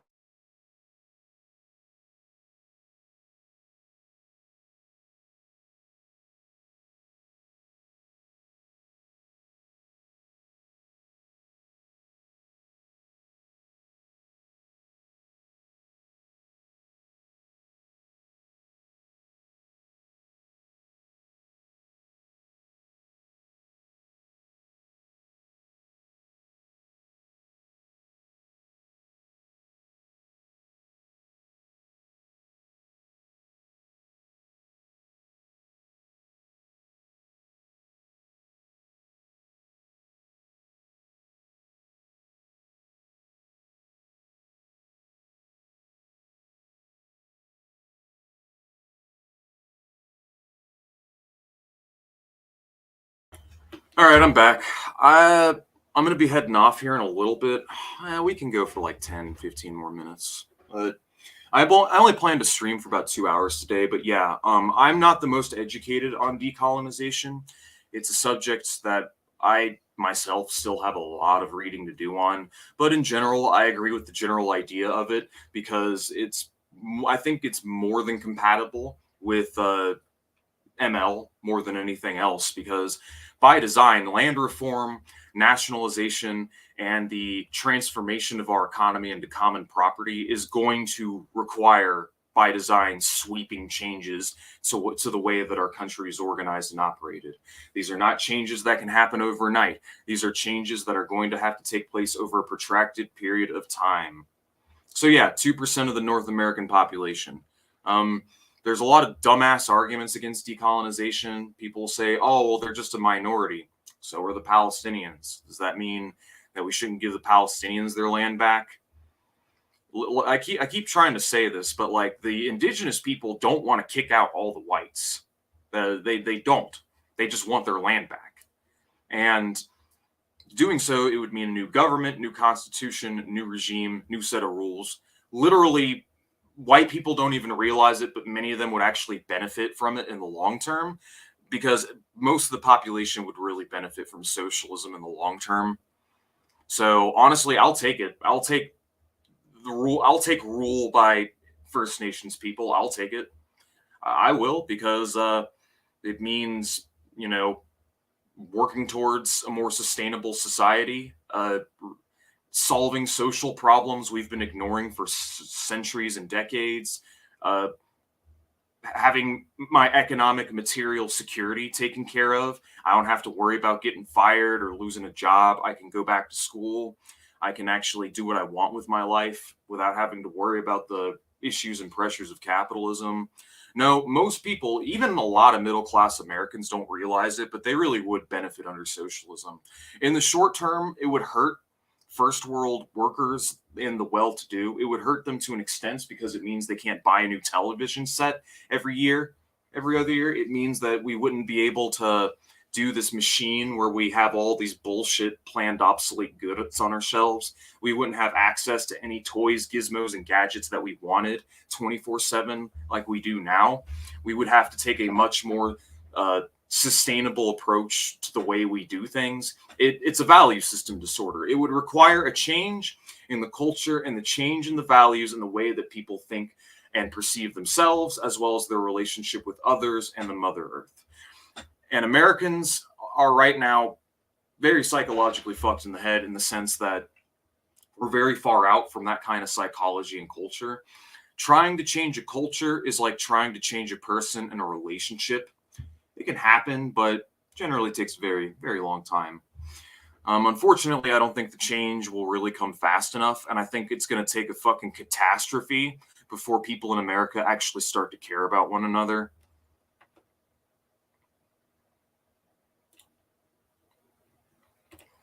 Should we just give all of Italy to some dead Gallic tribes because the Romans did settler colonialism?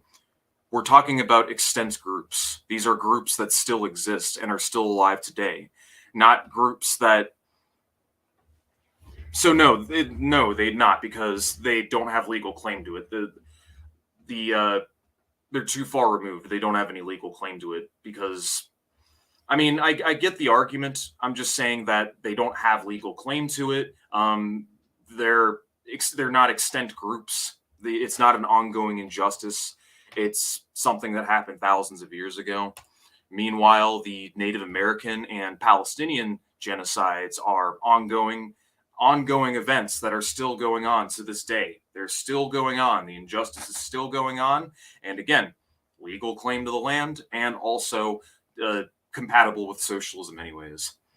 The reality is that the proletariat and the imperial core have more in common with its bourgeoisie than the global working class. I don't think that's entirely true. I think that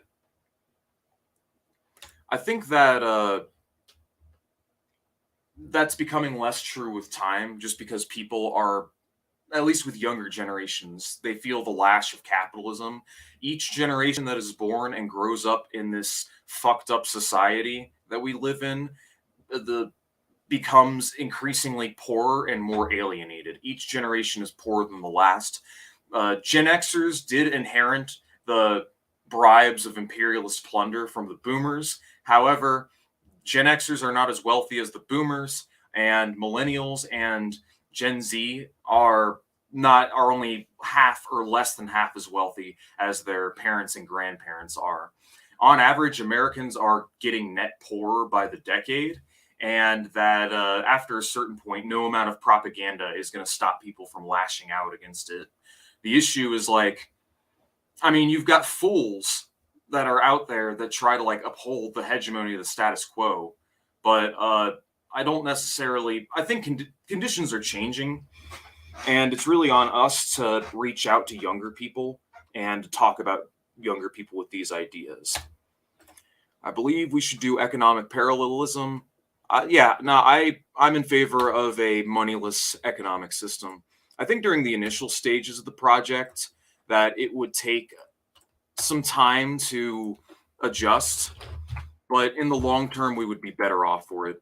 So I think I'm going to finish by surfing Twitter. I got some tweets I want to show you guys that are in relation to what I'm talking about.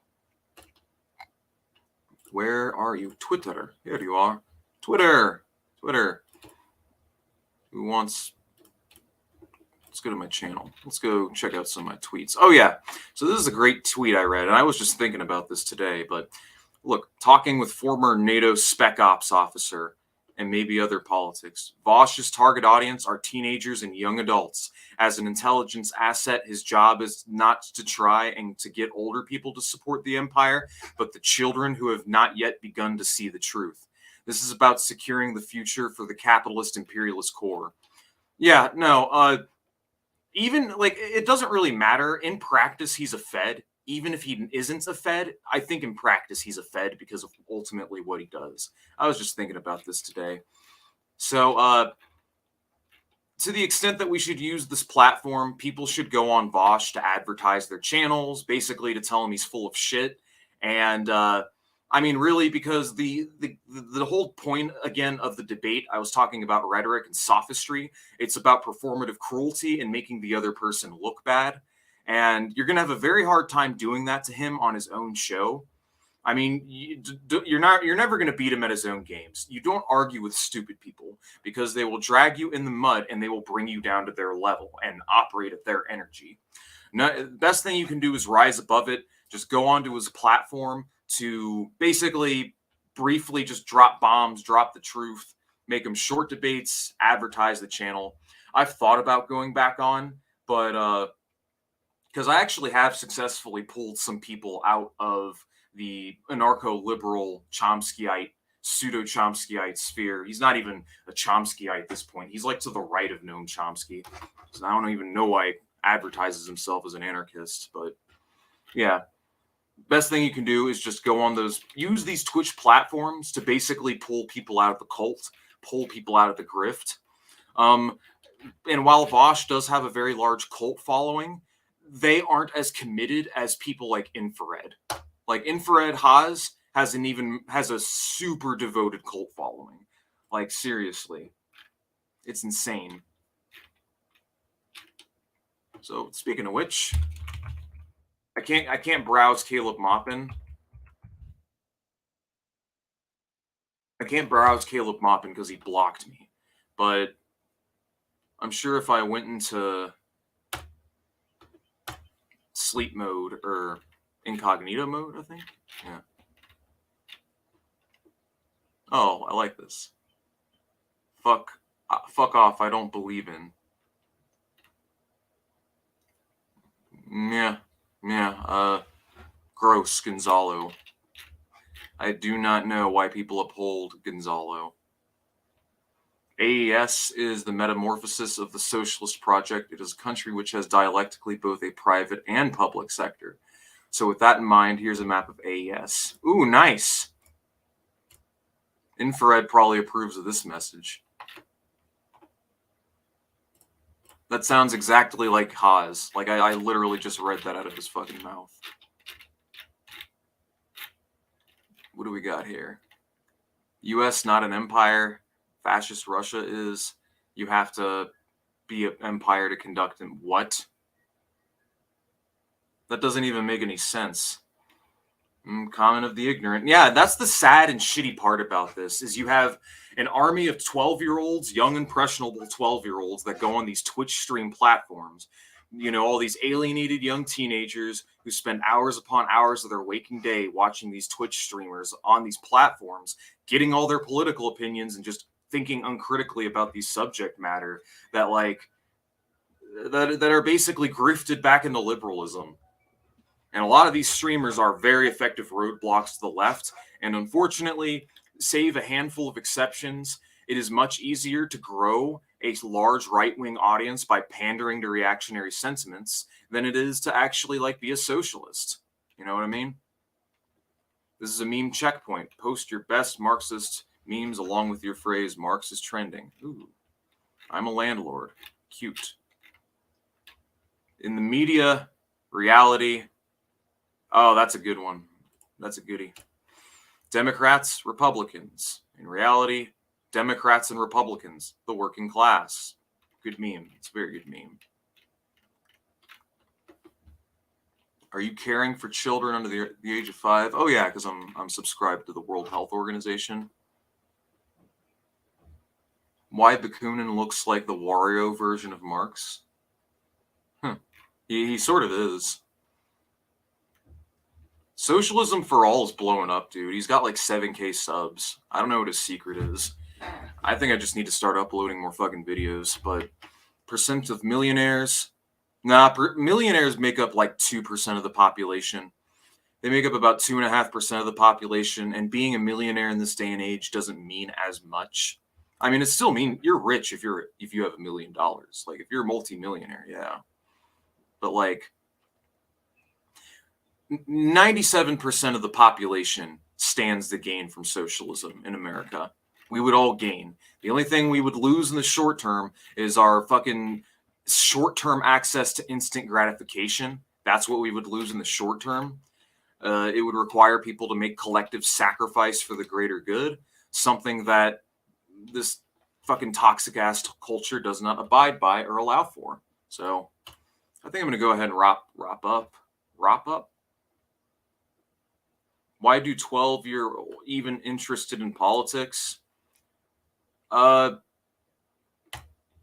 a lot of these people that are their fandoms, they're not even really interested in the politics. A lot of it is just fandoms more than anything else. But Pat Socks are quite the political chimera. They do the God bless America bullshit while identifying with the Russian bourgeois. It's such a bizarre contradiction because I don't know why right-wingers are so obsessed with Russia. Maybe they just like Putin because he's a strong man. They're like, yeah, I like Putin. He's a strong man. But like, it's so weird that they'll like appeal to that and they'll attack U.S. imperialism and, you know, stand Russia while at the same time saying contradictory shit like God bless America. Well, which is it, motherfucker? Do you hate America or do you love America? Well, we love America, you know, we want to save it. And they'll equivocate the nation state of the United States with the people. They'll do that equivocation. They talk out of both sides of their mouths in a contradictory fashion.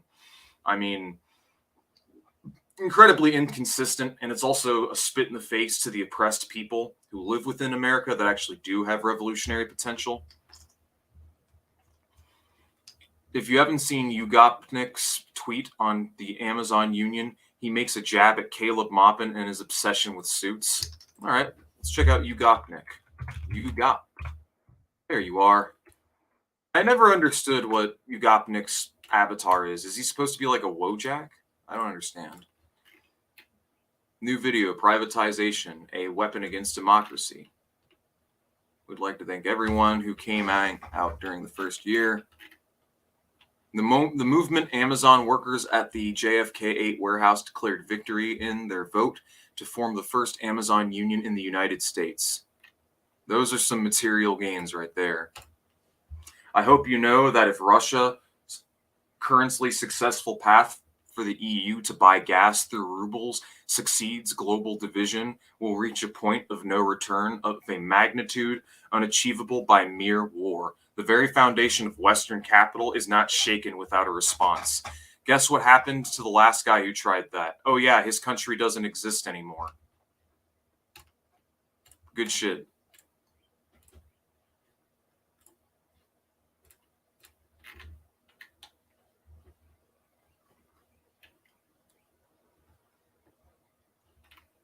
Another thing I'm going to retweet. This graph shows the new mechanism for Europe to buy Russian gas. A European film sends euros to Gazprom Bank, euro to K account. Gazprom Bank buys rubles and deposits them into ruble K. The payment is not officially complete until Gazprom receives payments in rubles. Interesting. All right, guys. So I'm actually going to see one thing real quick. I know what I ought to do. I know how I can get my channel a little boost. I ought to hit up Marxist Paul. He does live streams on a second channel too. That's his first channel. Damn, he's been boosted. I know for a fact he has a second channel. I don't know where it's at though. I like Paul. He was a good dude. I haven't spoken to him in a while. I ought to hit him up. But yeah, I think that's it for now.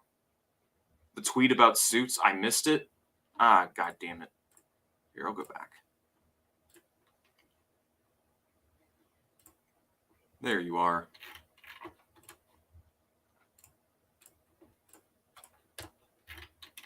All right, where's the suits? The suits.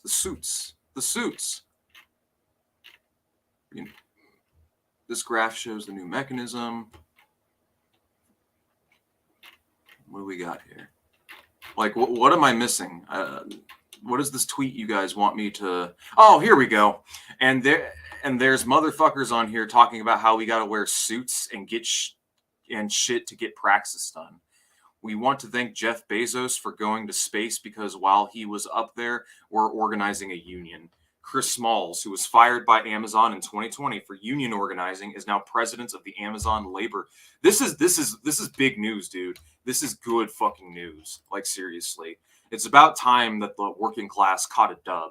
That's what we need to do, man. We need to start catching dubs, working within these unions, working within these organs of dual power. That's what we need. Organs of workers' control need to be developed. Oh, and that reminds me. Another stupid thing Default said. He said we shouldn't work within unions. There goes all your credibility, bud. That literally the definition of infantile disorder. I found you from one of Paul's videos. You should do more videos like that one to be more discovered. Yeah. I need to hit up bigger channels. I mean, honestly, I think I've decided what I want my the direction of my channel to be from now on. Basically, a pipeline deeper into leftism. Like, you have Yugopunk or Yugopnik, you have Hakeem, and you have Second Thought, and they're all pretty good. But I want to take things a step even further and like help develop this train of thought even further. So, like, as people trickle into Second Thought, Hakeem sphere, they'll trickle down to the smaller channels, and they'll eventually trickle to me. And I'm gonna be the one talking. We're gonna be going deep, dude. We're gonna be talking deep discussion, deep topic, deep videos. And whole point is to increase the rate of radicalization, the degree of radicalization. And I want to talk about the things that these other big lefty channels don't talk about. I am part of a union myself, and I can tell you that no one wears a suit in any of our union meetings. That's fucking, yeah, no. Why there's this obsession with suits and just formality, I don't know. Anybody who, Maupin is just, he's trapped in like the 1950s in his thought process. He still thinks Russia and China are communist, and he sees himself as like the sequel to William Z. Foster. And, you know, he's anti-LGBT, a pro-suit. You know, he wants to police the working class, tell them what they ought to wear, what they got to wear, police the working class, tell them what they can and can't do in their spare time. People will be like, Maupin's not anti-LGBT. I mean, I think he is, but in a very covert way, because by associating himself with people who regularly trash the LGBT community, and by never calling it out and just kind of nodding along and just allowing that to go unpunished or uncriticized, in a sense, he's kind of complicit and kind of complicit in anti-LGBT behavior. See what I'm saying? But yeah, no, he's a middle-class snob. When I talk about sustainability and sharing is caring and changing our culture to be more sustainable and more egalitarian, fucking Maupin strawmans that position and says we're a bunch of Malthusians. It's fucking stupid. Caleb Maupin will never talk to me. Caleb Maupin will never debate me. If we ever had a debate or discussion, I would run circles around him. But obviously, it's never going to happen because Maupin is not going to platform or have conversations with people that are basically his political adversaries. There are trans people who are members of the. I'm sure there are. I mean, there are fucking trans Nazis, dude. What's your point? It's possible for people to belong or subscribe to a bigoted ideology that's even bigoted towards the demographic that they're a part of, while being a part of that demographic themselves, you know? There were Jews who participated in the Holocaust, man. There were indigenous Native Americans and blacks who fought as buffalo soldiers during America's settler colonial expansion out in the 1800s, you know? See what I'm saying? And I think I'll leave it at that note. We're already running over time. I'll see y'all next week. Take it easy. I'll make sure to announce the stream ahead of time, and you all have a wonderful day.